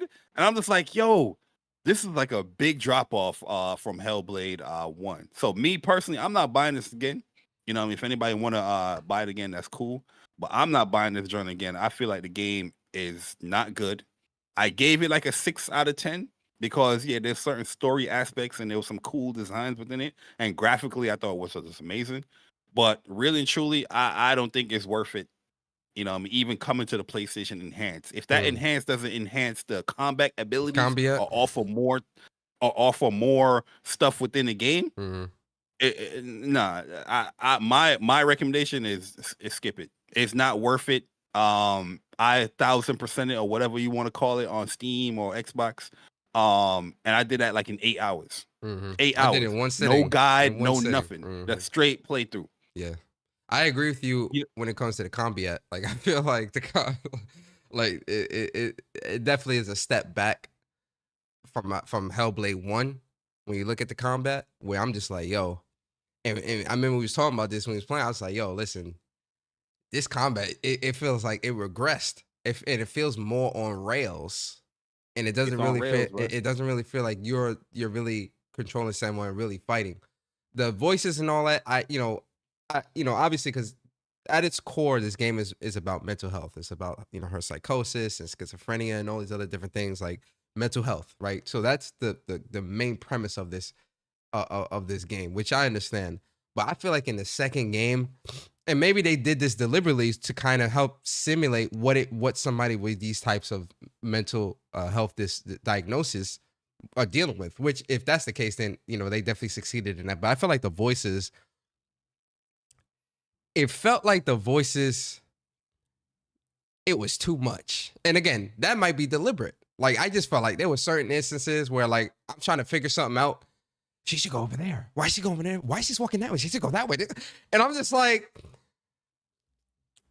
the voices was more like tips and tricks more than like it didn't really, like it didn't feel like that. You know what? Thank you, Bari. That's what I'm trying to get at. The voices didn't feel like it was mental health. Like and again, I don't have these type of mental health. So I'm on the outside looking in with this, right? So I'm gonna tread very lightly, but yeah, Bari hits it on the nail on the head. The voices felt like more of like, kind of like with Atreus, where like you're trying to figure out a puzzle, and Atreus is like, maybe if you shoot that rock over there, that'll do. Boy, can you shut the fuck up? Also, Dora the Explorer. Yeah, no, like that rock. Yeah, that rock. One. Yeah, that one. Maybe if you shoot that. That's what the voices felt like with Hellblade 2, more so than like supposed to be something that's kind of like just messing with her and all this. That's what I felt, and I'm just like I'm walking, and she's like, why she's walking that way? She should go this way. Is she gonna? Does she know? Does she know she has to go left? Does she know? Don't go there. Yeah, like the voices felt more like to trick you and confuse you in part 1 because she wasn't like accepting of what her mental state was. In here, she's more accepting of it, but here it just became more of like a tool to help you with these puzzles. That's not hard at all. Yeah, them puzzles weren't hard at all. To me, I felt like if the voice don't even be more annoying in part 2. Mm-hmm. It felt like an annoyance. So I'm just like, okay, we went through this in part 1. She kind of overcame this, and we're back. Yeah, again. part 1, the voices, because the voices were still the voices were still talking a lot in part 1, but it didn't feel like to me. It just didn't feel like it overstayed, like it was too much. Like it's like, yo, like it's a part of this. I get why he's doing this and doing that. Like I don't know. Like in part 2, it just felt. I don't know, man. It just didn't it didn't fit. But I'm gonna play through it again, in one sitting, 5 hours. Get the plat real quick, and move on. We'll get that platinum real quick. Is anybody picking it up in the chat, man? Let us know. Let the WUPS boys know, man, if y'all picking this up on PlayStation. Yo, like this game. This game was set up to be something great, bro, but it was such a disappointment. There's parts in this game where she meets new people. You feel like you're about to go on like an actual journey, and it's just like these cutscenes. They're skipping along. Like, no, that was crazy. Why did not include this part in the game? Like, I would love to see that journey of she progressing through that, but nope.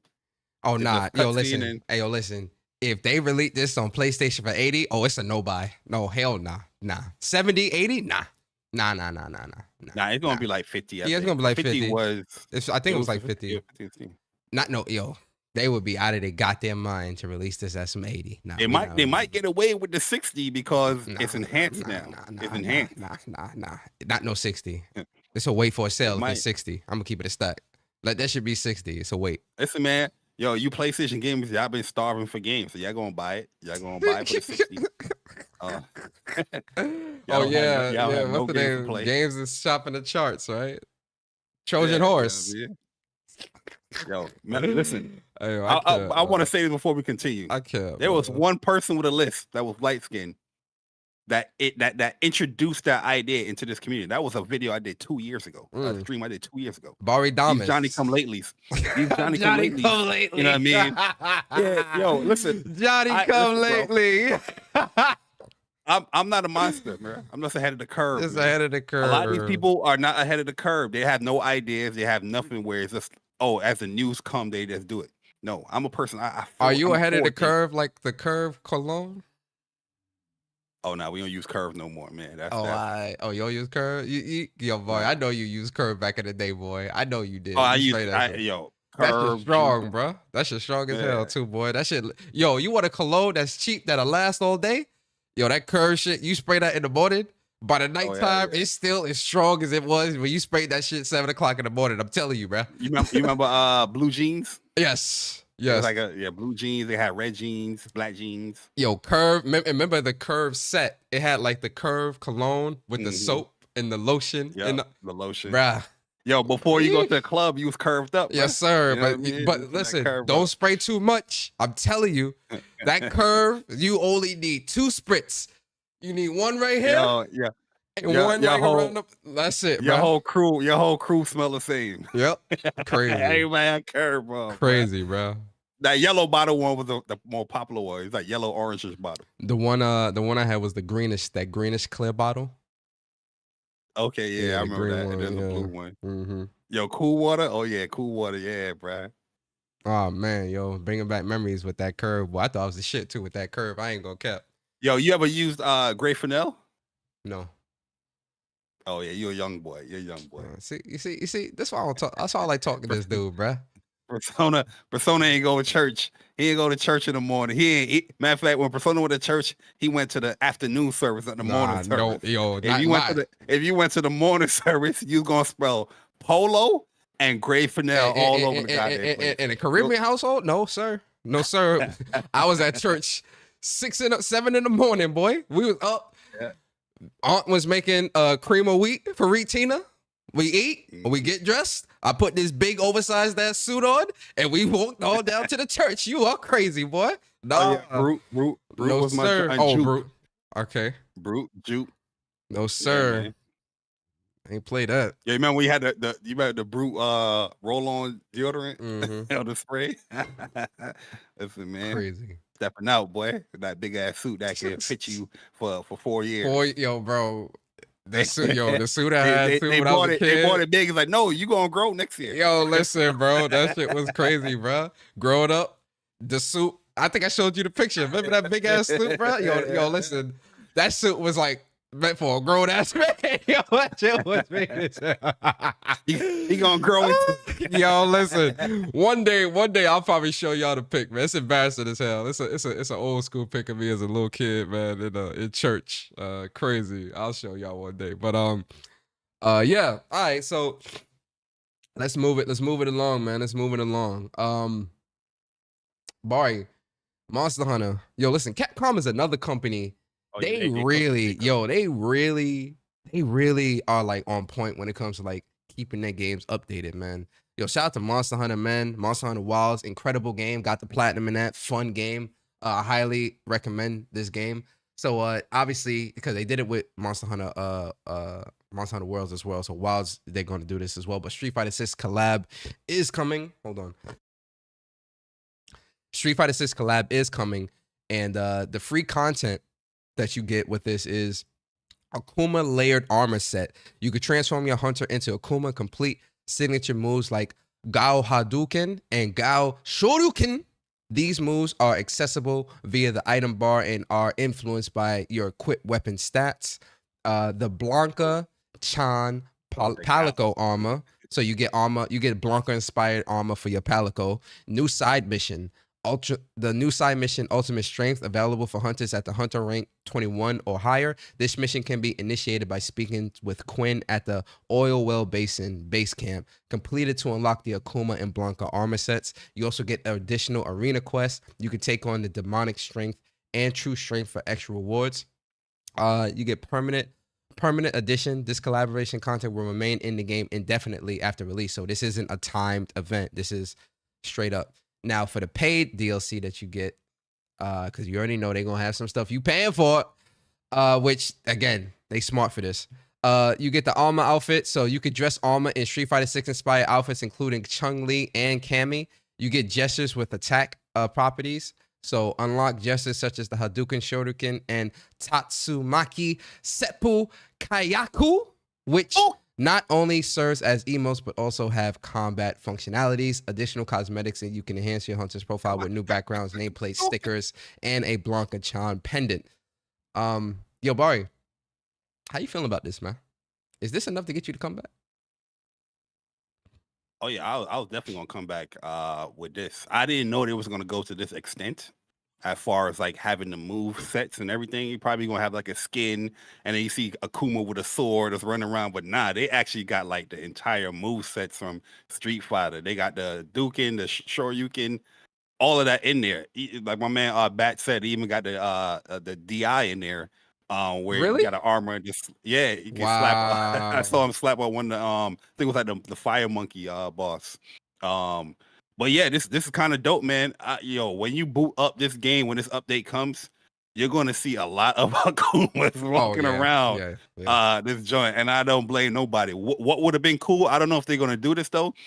If they have the level of customization like the other armors and change the colors, like with Akuma, like you might be Akuma, but my Akuma got like red hair or yellow hair. That would be you know what I mean? Yeah. That would be cool, but I don't know if they're going to go to that extent. We'll see. But the last update was pretty cool that they had, adding the whole hub and all that stuff. So this one, they kind of cooked with this one. Yeah, they cooked with this one. No, they cooked with this, man. I'm definitely gonna come back and play through this. I love, Akuma's one of my favorite Street Fighter characters of all time. So. Bro, you chucking fireballs at the who's not want to do that, bro? Yeah, that's gonna be fun as hell. Crazy. That's gonna be fun as hell. So yeah, I'm definitely gonna check this out. And wait, so the Blanca one doesn't have the move sets though, right? No, that's the Palico, just a Palico skin. Oh, that's the Palico, the Blanca. Okay. Blanco's the Palico. That's the Palico armor, but it might have some type of properties or something like that. Who knows? But I think this is gonna be dope for sure. So shout out to Street Fighter. Yo, Chuck line, bro. There's no way you skipping that. Chuck gonna buy it. Listen, man. Bro, yo, like legit, they have all the moves. I've never seen I've seen crossovers, but this one is like you pretty much put Akuma in the game, bro, fighting monsters. That's kind of crazy. So let me see if Twitter's working now. If this will load properly. It's kind of working. Yeah. Now it's working. All right, so I can load this up. All right, so two things, two more bits of news, guys, and then we're gonna get into it with some other stuff. But all right, so Naughty Dog, Neil Druckmann has confirmed that they are working on a second game. The studio is working on a second game alongside Intergalactic, the Heretic Prophet. Neil is mostly involved with the producer role, but can shift to different roles from time to time. So in this little clip here, he's essentially saying that they're working on a second game, and it's been confirmed that this game is not like a small title. This is a big title as well. Bari. Yeah, but this ain't new news, though. Right? It ain't new. Because they said they were working on multiple things, but let's speculate. Yeah, it's just like a further confirmation. Yeah, let's speculate.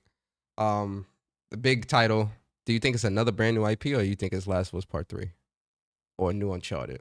Or something else? Because remember, I always felt that, because whenever they talked about Uncharted, they would always say Nathan Drake's story is over, which that is true. Like, two things can be true at the same time. But when you look at Lost Legacy, Nadine and Chloe, yo, that's a combination that I'm feeling like, yo, we could keep that going. And I was going to say that. But then at the end of A Thief's End, the daughter, well, I'm just like, listen, let's keep it going with the daughter. You feel me? The story of Drake is over. Nathaniel Drake, cool. Sick Parva Marvis. You understand? We good. But the daughter, Nadine, Chloe, it's so many routes they can go with Uncharted where you can really keep that story going and really keep that up. So Drake's story ain't over. It is. I do think his story's over, bro. That I do think. His story's over. It ain't over. But what you think? Personally, I think it's gonna be Last of Us Part 3. Yeah. Yeah, I agree. When Neil come out here talking about Last of Us story's done, yo, knock it off. You know what I mean? You out here doing TV shows. Obviously, it's gonna be a point where season 2, season 3 is gonna be done with part 2 of The Last of Us. that's why I feel like this other team or this part of the team is working on just to prolong that, and then we're gonna have season 3 and whatever. That might close it off. But I personally think it's The Last of Us, where you're gonna have a new title, and then you have a preceding title to follow it. Yeah. And yeah, that's my personal belief. I believe that as well. Like, you know, as much as they say, oh, we'll tell a story if there's something more to tell, brother. You got so much. Like Neil, pull up a chair, man. Pull up a goddamn chair, man. There's so many angles we can go where you got Abby and Lev. That's the new Joel and Ellie looking for the Fireflies. And it was already confirmed that when you beat Last of Us Part 2 and you see the boat on that shore, that was them making it to wherever they had to make it to get to the Fireflies anyway. So we can go that route. Listen, Ellie's story ain't done. We still need a cure, baby. We still need that cure. They further highlight that in the last episode about the cure, because that wasn't in the game like that. That's what I'm saying. Like, are you sure they was making a cure? No, but he confirmed it. Yeah, he confirmed it. So Ellie still needs to, you know, be that sacrificial lamb. We needs a cure. And then also, so she can matter. The Seraphites and the WLF, they still beefing. That's still going on. And then the Santa Carla crew, that crew was a little too big to just be there. That might be some new shit too. Listen, man, there's so many routes they can go with Last of Us Part 3. If you need another writer in the room, you holler at your boy. I'm gonna need a check though. You know, Bro, if you need some ideas, I'm gonna need a check. They're not just gonna introduce a character like Abby and be like, we're just done with the story. Yeah, that's what I'm saying, bro. I mean, even when they introduced Nadine and or just Nadine personally, they incorporated her within a story with Chloe. You know what I mean? Yeah. Where they had their off set game. Yeah. You know what I mean? So I doubt that they're just gonna be done with Abby like that. And as far as when this game comes out, my boo Lord Bailey, man, you understand? She need more work. It's obviously gonna be after Intergalactic, so it got some time. You know, honestly, we probably won't see this because Intergalactic is what, maybe like late 2026, maybe. I don't think we would see next year. I think that's next year. Yeah, late 2026. That's what I said. I don't think it's gonna be late. What game have Naughty Dog ever released late within the year? Hey, yo, listen, we still haven't even seen game. I'll say this: if we see gameplay for Intergalactic this year, then I'll say it'll be probably summer or 2026 or something like that. But if we don't see no gameplay for Intergalactic this year, I don't think so. The latest Intergalactic will release is like August or September. No. Well, I'm going with June. June 2026. Yep. For Intergalactic: The Heretic Prophet. Nah, I'm going October. Soros, February 2026. Soros, I can see early 2026 for sure. Because they even said early 2026. So I can see Soros early 2026. Intergalactic, I think that's gonna be a fall title, straight up October. The fall title. Look, you know why I also think that? Look where Ghost of Yote is releasing. That could have released this summer. It ain't, because obviously the Switch and all this other stuff, there's too much competition. But October for Yote instead of like, listen, Intergalactic, that's gonna be an October title. Between September October is in 2026 if it releases in 2026. I'm gonna say June. The latest. The latest you think is June? No, the latest I said was September, but I think it's gonna be like June. You see, this the new see chat. You gotta watch when you're talking to a New Yorker. You gotta listen to the lingo. You gotta listen. New Yorkers got the gift for gab, so they catch you up if you ain't listening and also understanding what's being said. I didn't change my statement. No. Originally, you said you think it's gonna be June.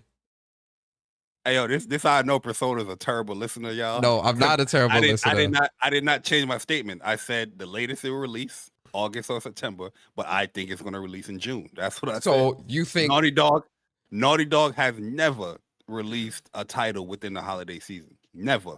So tell me which one. Where do you think? So you think it's gonna release in June? Yeah. Okay. That's why I think it's gonna be, but the latest can be in. You see what I mean? He added that caveat to yo chat. I'm trying to let y'all know what the gift for Gav is with New Yorkers. He tried to add the caveat in to cover his ass. I'm telling you, that's why he listen. Do you think the game is releasing in June? Yes or no? Yes. That's okay. So then that's the end June. of it. That's the end of it. I think it's releasing in October. That's the end of it. Not the latest in the beach September. Knock it off, bro. You talking to New York and knock it off, Bari. You ain't about to catch me up, brother. Yo, chat, you hear this? You ain't about to catch me up. Jesus. GTA not releasing it. GTA not releasing in May or June. GTA got the release date for May, but so when is GTA releasing then? When do you think that's gonna release? That's gonna be holidays. That's gonna be nah. That's gonna be like October. Nah. Strauss Zelnick said he confident with this May date. We'll see. They was confident this year too. But it's an actual date on this. Like it's a date on this. They said fall 2025. This is an actual concrete date. They said to investors that GTA 6 was releasing this year, holiday season. They said that. Yeah, but they never gave a concrete date though. Yeah, true. I think they're giving a date more so for warning everybody else. All right. Why give a date like that if you're not going to commit to that? Because you're announcing that your game got delayed. Yeah, you're going to have a date. Look, that day is a year out, bro. Yeah. A year go by quick though. We'll see. But I think we're all in agreement that that other big game Naughty Dog's working on is most likely Last of Us Part 3, which thank God. Wolverine next year or 2027? Yo, real talk, I don't know what's going on. Bro, we saw Wolverine 4 years ago. And we still don't know shit about this game. I'm not tripping over Insomniac. Nah, I am. At this point, 5 workhorse. At this point, I am. What's the last game we got from Insomniac? Was it last year? Spider-Man. Was that last year? Bro, yeah. No, it wasn't. Spider-Man 2 was last year, bro. Was it? No, it was 2023. Hold up. When did Spider-Man 2 release on PlayStation 5? Yeah, October 20th, 2023. Crazy, boy. It's time, boy. That was 2023. Because I remember that's when we had that's when we seen the showcase where they was that terrible ass show. Because that was the last PlayStation showcase they did too, 2023. I remember that. I'm still not stressing them because look how much games they released. Nah. You see? Nah, brother. You give them an inch, they'll take a mile. You give them an inch, they'll take a mile. So, we coming up on 2 years. 2 years. Bro. But we've known about Wolverine for 4 years. Bro, Marvel Spider-Man, Miles Morales, the remaster, Ratchet and Clank, Spider-Man 2, all released within this generation. I'm not. But we also know about Wolverine. Like I am. How long have we known about Wolverine? For 4 years. We don't know nothing about the game still to this day. Yeah. Before Wolverine got announced, what did I tell people on Twitter? I don't remember. That was a long time ago. I'm old. I told people that PlayStation has another partnership with Marvel, and they're going to announce it. That same showcase. What did they announce? You talking about the Wolverine announcement? Yeah, Spider-Man 2 and Wolverine got announced the same showcase. That was just more so we locked down another partnership with it. Listen, I personally think we're not going to see Wolverine for at least another 2 years. The reason why I say that is because I think that leak severely hurt Insomniac much more than what we even know. And I think there's a lot of damage control and a lot of cleanup happening behind the scenes right now with that. I don't think too much of that game got leaked and got released. I definitely think there's you know what it is too. I think we're not gonna see that game for a minute. Honestly, what's the name left? Creative director left. Yeah, Brian Norton. Left, and so did one of the writers. I forgot her name. We used to follow each other, but she left as well.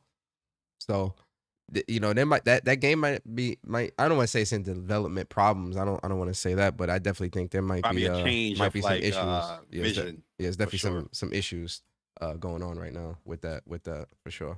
Because we still only have the CG trailer, and that's it. We know next to nothing about this game. I think we'll see some type of gameplay this year, though. We'll see. For it, hopefully, we'll see. Let me get these super chats too, by the way. Yo, Tricelsius appreciates you for the super chat. Bari's lying. He paid with money. He got. He talking about that anime shit.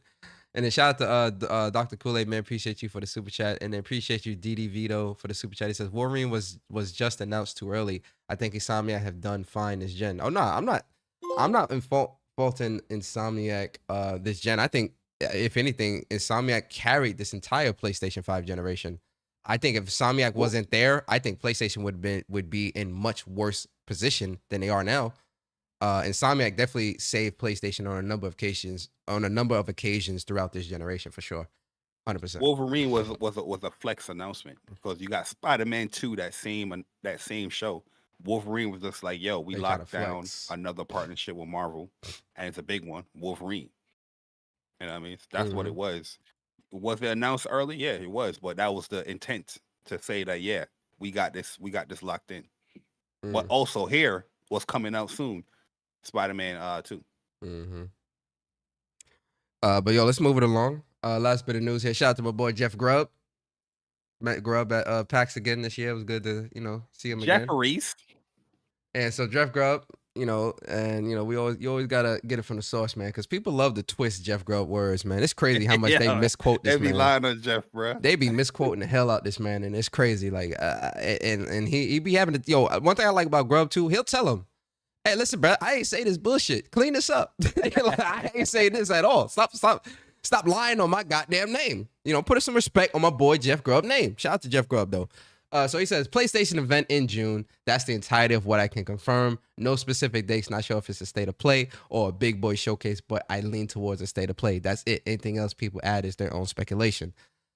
What do you think? Well, we've had this conversation a million times, Bari. I think we both stand in the same realm of it needs to be a showcase. But if it is a state of play, is that acceptable to you? What is it that you would want to see at that state of play for it to be like, you know what? It might not have been a showcase, but I'm fine with what I got here. Like I said, I enjoy State of Plays and what it delivers. There's been huge announcements at State of Plays. You know what I mean? I like the format. I like the announcements, or sometimes the more focused State of Plays where you have the gameplay and they talk about that. I enjoy it, but you have those for smaller announcements or those focused type stuff. I feel like at this point in time, PlayStation needs to deliver an actual showcase highlighting a lot of first party as far as what's to come in the soon future, or what's to come beyond that. You know what I mean? And from there, you can have state of plays to further highlight those games that was announced at the showcase. You know what I mean? If they do have a state of play, if it's a good one, all right, cool. But I just think that for me personally, the PlayStation fan, you haven't had a showcase in 2 years. I feel like you need to have a showcase to further highlight a multitude of first-party games. I'm not saying that it's not going to be only first-party games that's in there, but you have a lot of studios now that's working on stuff. We want to see a lot of the vision as far as what is coming down when it comes to this live service ordeal. Games like Wolverine that was announced, we want to see that stuff there, and not just a trailer, boom, keep it moving. But a trailer, gameplay, dev talk, keep it moving. You need to have a showcase, talk to the gamer, talk to us to see what's going on, and then from there you can create state of plays. No different than what you just have for Borderlands 4 or other games prior with state of play. So that's what I think they should do. I see a lot of people disagreeing, which is kind of weird to me. That I don't know, why would you disagree about PlayStation doing a showcase or wants them to do a showcase? Kind of weird, but I just feel like that's what I require from PlayStation. That's what I want from them, and we'll see if we get it. We'll see. Because I miss that period where in June you had multiple showcases from these publishers, from these developers. Because do they have to go at E3 to do it? No, they didn't. But everybody had that set time where everybody came together and announced stuff. Here's what's come to our console. Here's the whatever with announcements, and you build upon from that. You know what I mean? That's these random state of plays. It's cool, but I just miss that time period. That specific month that you just have big announcements and then build upon that from there. I miss that. Mm-hmm. Yeah, I listen. I'm in the camp of that we need a showcase. Like I've been saying that for like the past 2 years now. I'm gonna continue to say it, and I need you people to stop coming on my goddamn tweets talking about we don't need a showcase. We got games to play. I don't give a. This is WUPS. Even though it's 5 episodes left, I'm still gonna be nice. Listen, I don't care what nobody say. I'm a stand 10 toes down. I'll die on this hill. We need a PlayStation showcase. PlayStation needs to do a showcase, showing the games, showing the gameplay, showing the partnerships, showing all of that, all of it. We need that. It's been 2 years. It needs to happen. That's it. I stand by that. I personally want a showcase, and it needs to happen. Yeah, I mean, we need to get some updates, man. All we've been hearing is rumors and speculations, game cancellations, Studio all closures, these crazy crap. Studio closures, all this crazy crap.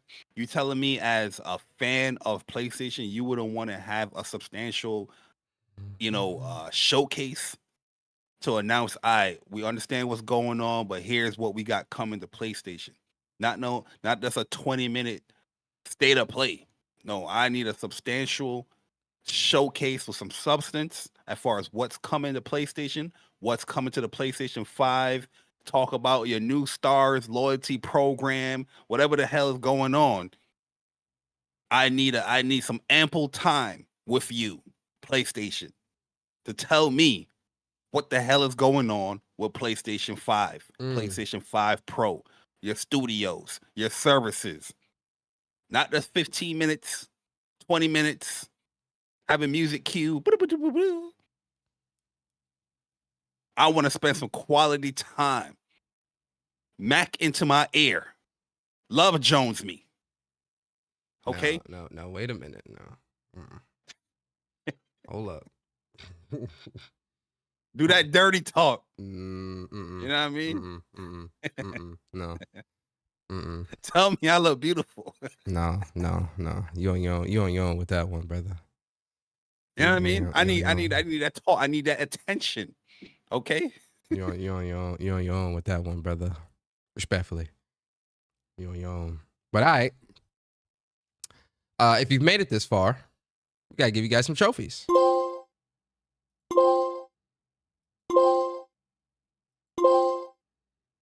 Now we got to get into the discussion. And oh boy, I have been waiting for this. Yo, Aaron, what up? Extra lisp, because it's a doozy. And we're right back where we started with the topic and conversation of price.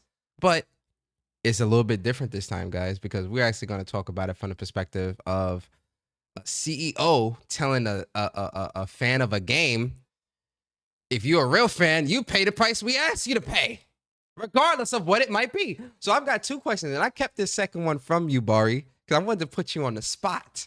But let me set everything up. And guys in the chat, guys and girls in the chat, y'all can participate in the second question that I asked as well, because this is going to be a really interesting, and it's really going to make you think. But let's start it off. So Randy Pitchford. So somebody had said, because obviously Borderlands is coming to the Nintendo Switch too. So somebody said, Randy, this game better not be $80. Yo, first of all, people... Yo, listen, bro. People talk crazy on the internet, yo. The internet has given everybody the freedom to think that they can speak however they want. Who said that quote? The internet has given everybody the freedom to speak however they want because they, without fear of being punched in the face. Something like that. I forgot the quote, but the way y'all be talking on this internet is absolutely crazy. Anyway, Randy, this game better not be $80. Don't take that risk. A lot of gamers aren't going to pay $80 and feed this notion of constant increase of price tag. You are the CEO. You have some say with the price when it comes to your publisher. Randy then says, A, not my call. B, if you're a real fan, you'll find a way to make it happen. My local game store had Starflight for Sega Genesis for $80 in 1991 when I was just out of high school working minimum wage at an ice cream parlor in Pismo Beach, and I found a way to make it happen. Now, obviously, this coming from a rich CEO It set the community ablaze. It set ablaze, scorch earth. You had think pieces and articles and this and spaces and YouTube videos and podcasts and this and that of people saying, "Oh my God, how could you say such a thing?" So, Bari, my first question is this. I have three. The first question should be, where did he get that name Duval Magic as his Twitter @ That's crazy. But go ahead, my bad.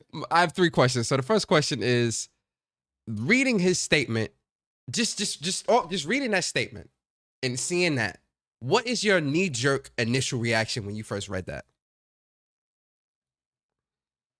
I said I agree with the statement. You know what I mean? Yeah, I get where people is coming from. Like, yeah, a CEO of a development studio is saying this way about that, but this to me it sounds pretty normal because he's given a life experience before he was a CEO. He said coming out of college or high school or whatnot, where there's a game that he wanted that cost a certain amount of money, and he did what he needed to do to get it. You know what I mean? That's just a normal thing that gamers did. Like I told somebody on Twitter, like, yeah, when Kingdom Hearts 2 came out, I didn't have a job. You know what I mean? I was in college, basketball team, but I did what I needed to do. You got one of the mills to buy it for you, right?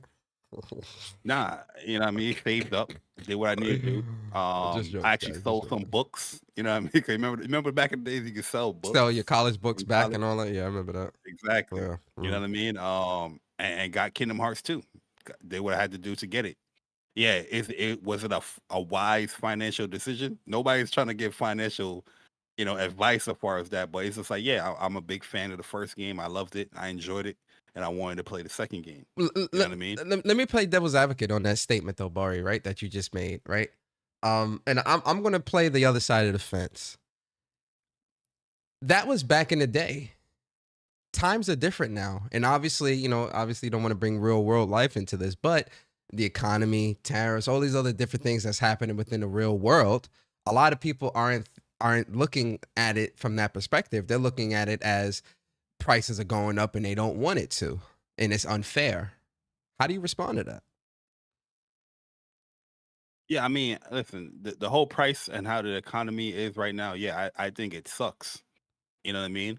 But at this moment in time, I'm speaking more of the passion of or the rapport that developer or whatever game has built, that you want that game.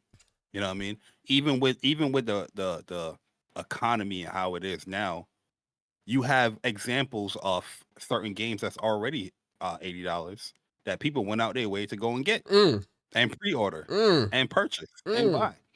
So that's why I focus in on the interest rather than what's going on in the world, because it's time and time has shows you it doesn't matter what happens within this world, where you did see $80 games like he's mentioning right here. We saw $80 games, $100 games back in the day as well. But that didn't affect people from actually going out and purchase it. You know what I mean? That they wanted to play this game. So that's where I'm coming from with it. That, yeah, this life can suck. You know what I mean? There's times you probably playing the game and your stomach grumbling.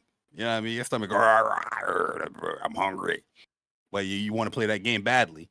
You know what I mean? So you're going to do what you got to do to play it. Is it wise? No, it's not wise. We make a lot of unwise decisions. There's going to be people that's going to tell you it's not wise, which they're right. But at the end of the day, it's more about the passion of you wanting to play in the game. So that's what I'm saying. Like, this statement or this conversation is a very contradictory conversation, because everybody's value system is different. What they deem what they will pay for $80, $60, $50, $40. Heck, just a couple of months ago, people was telling you that GTA 6 is going to be $100, and they still will buy it. But Borderlands, which is a game that do offer a full-fledged game that offers a lot, co-op, couch co-op, in it, drop out co-op experience, full open world. You saw the state of play that they had. Oh, I don't think that's worth whatever. I don't think it's going to cost $80, but regardless of what it costs, somebody's going to always disagree that, hey, this game costs $60. I'm not paying $60 for no Borderlands 4. This game could cost $70. Oh, I'll pay $70 for Borderlands 4. People have different value systems, right? But at the end of the day, it's just like, yeah, you might not seem so. You might not like that game for 80 or 70. Okay, that's cool. That's fine. That's you. There's going to be that game, though. Because like I said earlier, when this tweet came out, I'm like, yo, I'm screen capturing all you motherfuckers that's talking about this is wrong and should be paying this. These are the same people talking about GTA 6. It don't matter what price it is, they're gonna buy it. You know what I mean? This game could cost $100. I'm buying it. The price was not even revealed, but you already set to pay $100 for the game. Base. I'm talking base price. Do you think that people are more so mad at who's saying it as opposed to the price itself? Because I feel like $80, people are going to buy Borderlands because Borderlands is a very popular franchise. So if it were to release at 80, I still think it would sell. But I just think a lot of people are looking at him saying you're not a real fan. Like, it comes off as if you're not a real fan if you're not willing to shell out the asking price for a game that you're a fan of. And so to speak, like, do you think that's more so? Because that's a lot of what I've been seeing is a lot of people coming at him saying, oh, I'm not a real fan because I don't want to spend more money on this game or whatever the case may be. And for me, when I made the comparison of Mario Kart Worlds, right? Because, and people say, well, it's, a couple of people that I had back and forth with were trying to say, well, Mario Kart Worlds, they're not saying you're not a real fan if you don't buy the game. And I'm like, yeah, but there was a lot of controversy and a lot of blowback towards Nintendo from the fan base about the price of Mario Kart World, and they didn't budge on they didn't budge on that. And so what is that? They're inadvertently telling you either buy it or don't. A real fan's gonna buy the game. They're not outright saying it, but that's how it comes off because they're not changing the price of that game from 80 to 70 or whatever. So that's where my thought process came from it. But I just think because he's a CEO and what's going on and, how people look at CEO and wealthy people and stuff like that. Yeah, today, like coming from a CEO, coming from a CEO, it sounds crazy, but obviously people don't know Randy Pitchford, how he comes off and how he's very raw. Like, you can walk up to Randy. He's like, hey, what's up? Yeah, let's go. And you know what I mean? We see them all the time. But at the end of the day, I get where people's coming from, but it's just real talk. If you find it offensive, you're just sensitive, to be honest with you. You know what I mean? Because there's no different than like people that enjoy MCU movies, right? And you having a conversation with somebody that enjoy the MCU movies, but also watch the comic or read the comics. If you just watch the movies, that person that's the comic book fan or whatnot, they're not looking at you as a real fan. A real fan is going to do what? You're going to read the comics and know where these characters come from as well. And if somebody say that, he's like, I either check it out or you can be sensitive and take it as whatever it is. It's no different than any other hobby. So you think that people that only watch MCU movies aren't real fans of Marvel? No, they're fans of Marvel. But if you want to get to the hardcore, where did Marvel come from? Marvel came from comics. No, but exactly. So then how do you categorize a person that reads the comics and watches the movies versus somebody that just watched the movie? Is the one that that's the real fan? So, so that's what that's the question I just asked you though. So you don't deem the Marvel MCU movie watcher as a fan of these characters or the stories or even of Marvel. You just see them as a fan of going to the movies as opposed to you can be a fan. But that's why there's an adjective in front of fan. A real fan, you know what I mean? Is gonna read comics, the movies, the shows, all that stuff. It's no different than even anime. Anime is just not anime. It's manga. You know what I mean? Somebody that enjoys show. What the real fan of that show is gonna say? Did you read the manga? You've been there. Exactly. You know what I mean? It's no different. So that's the energy I feel like is coming off. It's like, yeah, I mean, if you're a fan of Borderlands or you're a fan of this game, you're gonna find some way to get it or play it. You know what I mean? I'm not saying that you have to get it day one, but you're gonna find a way to play the game or get the game. That's how I look at it. I don't look at it as no sensitive. Oh, you hurting my feelings, Randy? Nah, man. You know, man, say real talk because any other conversations out here, you having that conversation. Like, yo, you love this game coming up? Oh, are you gonna get it? Yeah, I don't know. Mm. You know what I mean? But I feel like a real fan is going to want to get that game. So you do think? So would you say this is gonna be a controversial question, but I'm gonna ask it anyway. So do you think? Do you think? So do you think people who don't buy games but play games only through a subscription service aren't real fans? Aren't real fans? I'm asking. Listen, I'm asking the question: are they a real fan of that game? So, for example, Expedition 33. Are they really fans of that game, or are they just? Yeah, I mean, like that. But see, that's what I'm saying. Like this whole real fan versus fan thing. And I agree with you. I'm not disagreeing. You're hearkening on that for sure. But like, there's if Borderlands was to come out on a service day one and you're playing the game and whatnot, yeah, you're still a real fan. Because the end of the day is you getting to the game. Okay, you're gonna figure that out. That's what he's saying. You're going to get to the game. If it's not in the service, regardless, you're going to get to that game. So real fan is going to be there. So I'm not going to say like somebody that is playing a game through a service is not a real fan. If you enjoy the game and because you did the same thing I did, but you just had a different access to it. Okay. You played the game. You completed the game. You know what I mean? I would say that if you really enjoyed the game and you want to see further success of the game, yeah, then purchase the game. But I'm not going to say that you're not a fan of the game. If you didn't buy it. Okay. So my second question, and this is the chat, you guys can participate in this as well. Second question, Bari. Give me 3 games or franchises where you're a real fan and would pay whatever the asking price is. What are 3 games or game franchises where, like, if it came out at 80, 90, or 100, you would still be there day one buying that new iteration of the game or buying that game? Do you have any games or franchises where, like, you are a real fan, so to speak? Easy. Any game in my top 10, easily, I'm purchasing regardless. So what's your top 3? Give me 3. Final Fantasy. Makes sense. I'm buying that easily. Kingdom Hearts. I'm buying that easily. Kingdom Hearts 4 can cost $200. Cut that up. I'm buying it. Easy. You know what I mean? And you're gonna see mad gameplay and shit from it. And the last one could be either Metal Gear Solid or Devil May Cry. Easily. We'll pay whatever it is for those games. Yeah.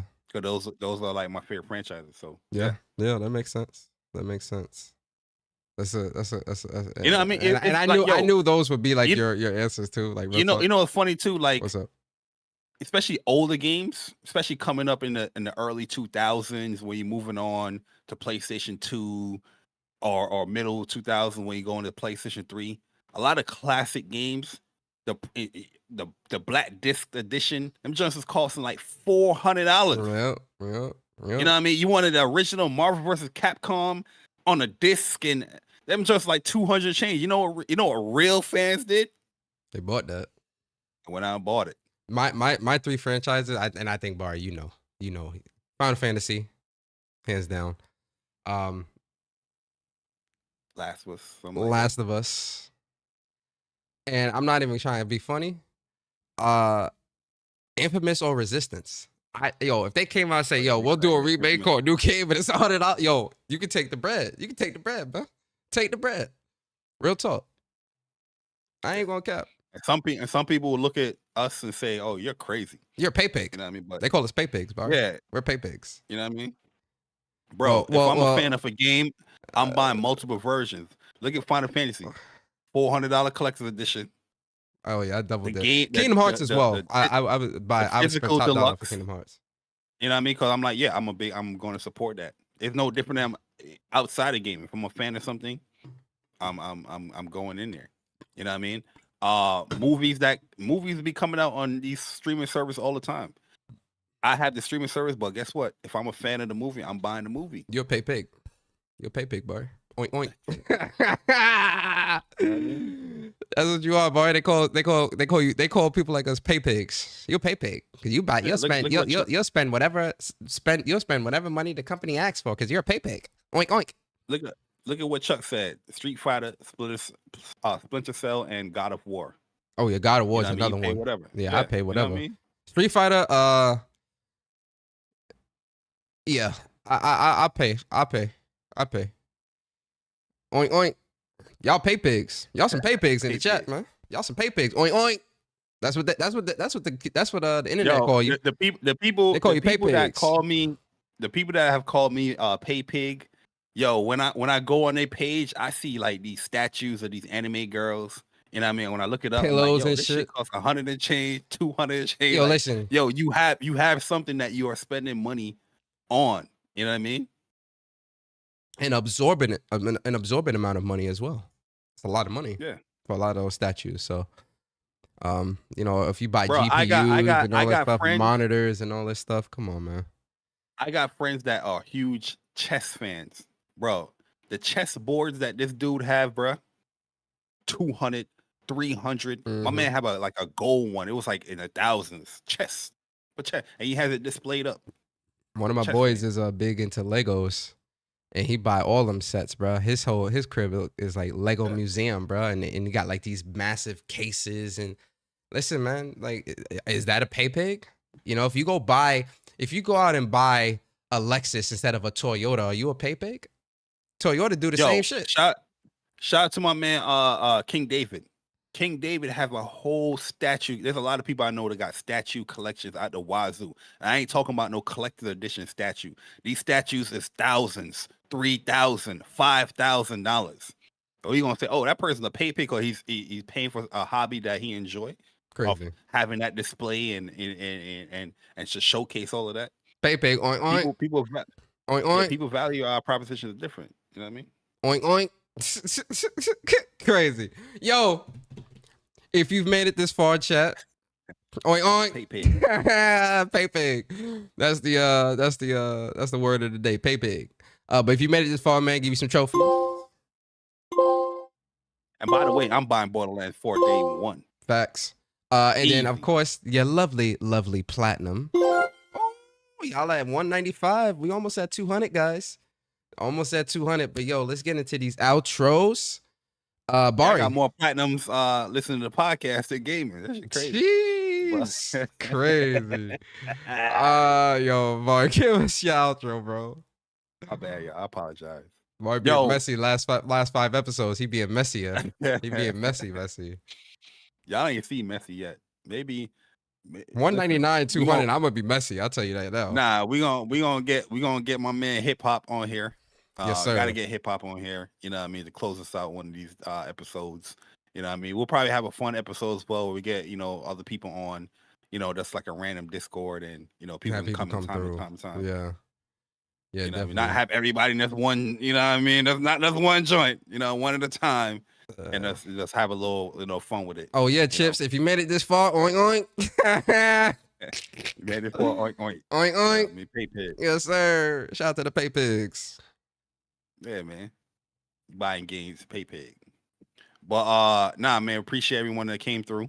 And hit the like button if you did enjoy the episode. Like Persona said, we closing down, we shutting down WUPS. So, hopefully y'all enjoy it the time that we're here. Big shout out to my man Viper Reeves Corner, that does the timestamps every week. We appreciate you, bro. Like I said before, we leave out here, we definitely gonna bless you up. You know what I mean? Hell yeah. But yeah, hopefully y'all enjoyed it. If you did, hit the like button. Share the stream out if you want to. And if you have any difference of opinions, let us know in the comment section as well. Not just clip it up and upload it and make your own little, statements or whatnot. Yo, like coward. Do we call those what? Clip pigs? They clip up. They get a lot of clips. Clip pigs. Oink oink. Clip pigs. They get a lot of clips and clip them up. Clip pigs. Oink oink. Loser behavior. Mm-hmm. But nah, man. As for me, like I said, my Expedition 33 review. Still working on that. Actually, I really didn't do anything for it, but because this week was kind of crazy and I was just tired this week, to be honest with you. But I will, especially this a long weekend, try my best to get that joint out the way, and get my thoughts out there. The more I play it, there's more things that I want to highlight and just put a little feedback here and there to the developers or just the community. But yeah, that's pretty much it when it comes to content. And yeah, see you guys next week for episode 196. 4 episodes left, guys. 4 episodes left until we ride off into the sunset on the first thing smoking. Yo, listen, big shout out to the WUPS community. People finding our channel for the first time. If you did find our channel for the first time, hopefully you enjoyed your stay and we've earned your like and subscribe. For me, man, I am Persona. You can follow me on Twitter at Persona Speaks. And I'm not doing any content. I'm playing a game. I'm chilling. I'm building in silence. And I'm just doing what I do, man. Right. But definitely appreciate everybody coming through, rocking out with us, man. Episode 195 of What's Up PlayStation Podcast. Bittersweet, as we get closer to that 200, man, we start thinking about the memories of WUPS and everything that we did and the community we built and the conversations in the news, man. And, you start getting a little teary-eyed, you start, your eyes start welling up a little bit. 199, 200 that's gonna be the doozy. But yeah, man, listen, appreciate y'all so much. Hope you guys have a wonderful weekend. Be safe, have fun, whatever you do. Enjoy the long weekend for those that have off on Monday for Memorial Day. Enjoy it. Have fun.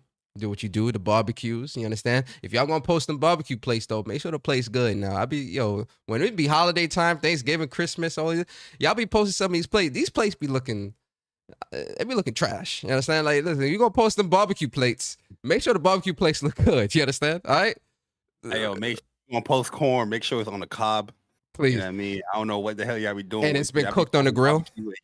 Y'all corn be, that's on the plastic plate, man. That's separated. Nah, put it on the cob. Make sure you got a little charcoal on there. Yeah, man. There. You know what I mean? Reboot WUPS when PS6 come out? Nah, absolutely not. If you eating and you're not smiling, that food ain't good. Y'all just settling for these horrible foods out there, man. You gotta step it up. Nah, you know what I thought? If you eating but still having a conversation, the food ain't good either. Good food, you're not talking. Oh, yeah, I'm not talking. If I'm eating good food, I'm not talking. I'm not talking at all. Respectfully. I'm quiet. I'm be eating. I'm not talking. Persona a slow eater. He a slow eater. He be eating mad slow. Yes, because I like to savor the food and savor the moment. You understand? I ain't savoring yo, listen, I'll tell y'all right now. Bari, this dude Bari eat. I've never seen somebody eat as fast as this dude in my life, bro. This dude eats too fast, bro. We at the restaurant. I'm like halfway through. This dude is already done and just sitting there. I'm like, bro, nah, I gotta eat it before it get cold. If it get cold, I'm gonna waste. I'm like, brother, it just got here. It ain't gonna get cold for like 20 minutes. Right. What are you doing? Especially when it's food. If it's food that I ain't cooked, I don't want it cold. No, you know what I mean? So you know when you just, cause I've been in restaurants where you just wait. You're having a conversation and whatnot, and it's just like you take that fry or whatnot. It's like, damn, that's a little frigid, man. Although, shout out to MJ. He talking about, I'm gonna put it in a doggy bag. No, he put it. I don't be eating that shit. Cause I don't want it. If it's not eating it there, that's it. So I like to eat my shit quick. I'll wait for people. Nah, bullshit. That's bullshit. Cause he wasn't waiting for me. Yo, listen, bro. This dude. I'm savoring the moment. The reason why I was making fun of Persona because your Persona would take a bite, then he looks up and like, nah, bro. I'm eating the food. I'm eating the food, man. I'm eating the food, bro. I'm savoring the moment. I'm eating the food. I'm trying to taste the food. It's cold as hell in this restaurant, bro. No, my favorite food. That junk freezing. That food cold as hell. So my favorite. Then he pack it up and don't eat it. Nah, yo, I ate it. I ate it. Somebody don't put it in a doggy bag. You eating that shit. Food was good, eat man. Your food, man. You ain't got stuff in front of me. Shout out to MJ Okada's, yo. They food was on point. You can ask anybody that have eaten in front of me. I don't give a damn who you are. If I just met you, I'm eating my food, bro. Oh yeah, definitely. We'll talk after. I'm eating my food. I ain't savoring shit. I'm eating the joint where it's warm and hot, where it's supposed to. The food was definitely fresh and hot though at MJ O'Connor's, man, in Boston. Like, next year, that's probably gonna be the main. That's probably gonna be the main spot too. He said Bari on that Goku speed eating. No cap. No cap. Yeah, bruh. The man ordered a burger and fries. The first night when we went to MJ O'Connor's, he had a burger and fries, and I had a hot chicken sandwich with some fries. And I had these. I never had clam chowder before, So like when we was in the Uber going to the hotel, them this shit's good though. Them shit's good. this dude was talking about, you guys got to try clam chowder, that and all this other shit. And I was like, yo, I never had clam chowder before. So when we went to MJ O'Connor's, they had clam chowder fries. So I'm like, all right, you know what? I'll try it. You know, let me try it and see what's up. It was actually, clam chowder was good, and the fries were hot, fresh, crunchy, good, and they had this good seasoning on it. And I got a hot chicken sandwich. Yo, there's a lot of food though too. Like they give you big portions for the price that they asking for. This dude Bari wolfed that shit down. I'm just like, brother, he's like, you gotta eat your food, Persona, eat your food. What you doing? I'm like, brother, I'm still chewing. Like, I'm chewing. I'm eating. I didn't order all that. I just ordered a burger. It came with the fries. Well, yeah, But, burger and fries. Like, yeah, you got a burger and fries. Hell yeah, I'm gonna eat that shit. I'm gonna eat that joint. I'm gonna go look. Yo, the clam chowder. Yo, real talk. The that, clam chowder fries was good. The chicken sandwich was good too. And did you finish it? Did I? No, you didn't. I did finish it. No, you didn't finish that joint. I didn't finish the fries. No, that was the second day when I had got the burger and brought that back with the cheesecake that day. But yo, listen. Oh, yo, that cheesecake was fire. That was a memorable. I wish I would have brought one back. Like bought when we went there the third time. I wish I would have got that as well, because I definitely would have. That cheesecake tastes good as hell. Next year, that's the one thing I'm definitely getting is that cheesecake. The only thing about that cheesecake I wish they did was the crust was a little bit crustier. Like yeah. I can agree there. Other than that, that was a good ass cheesecake. Yeah. But to be said, we did have it in the fridge though, so I don't know if that got a little mushy. Yeah, it made it a little slow. But yo, listen, guys, enjoy the weekend. Appreciate y'all so much coming through the WUPS. Hope you guys enjoyed the show. Episode 195 is in the books. And always remember, guys, What's Up PlayStation Podcast is a podcast for the community, by the community. And we'll see you guys next Saturday, same time, same place, same crew, the WUPS crew. Have a good weekend. And we out, guys. Peace.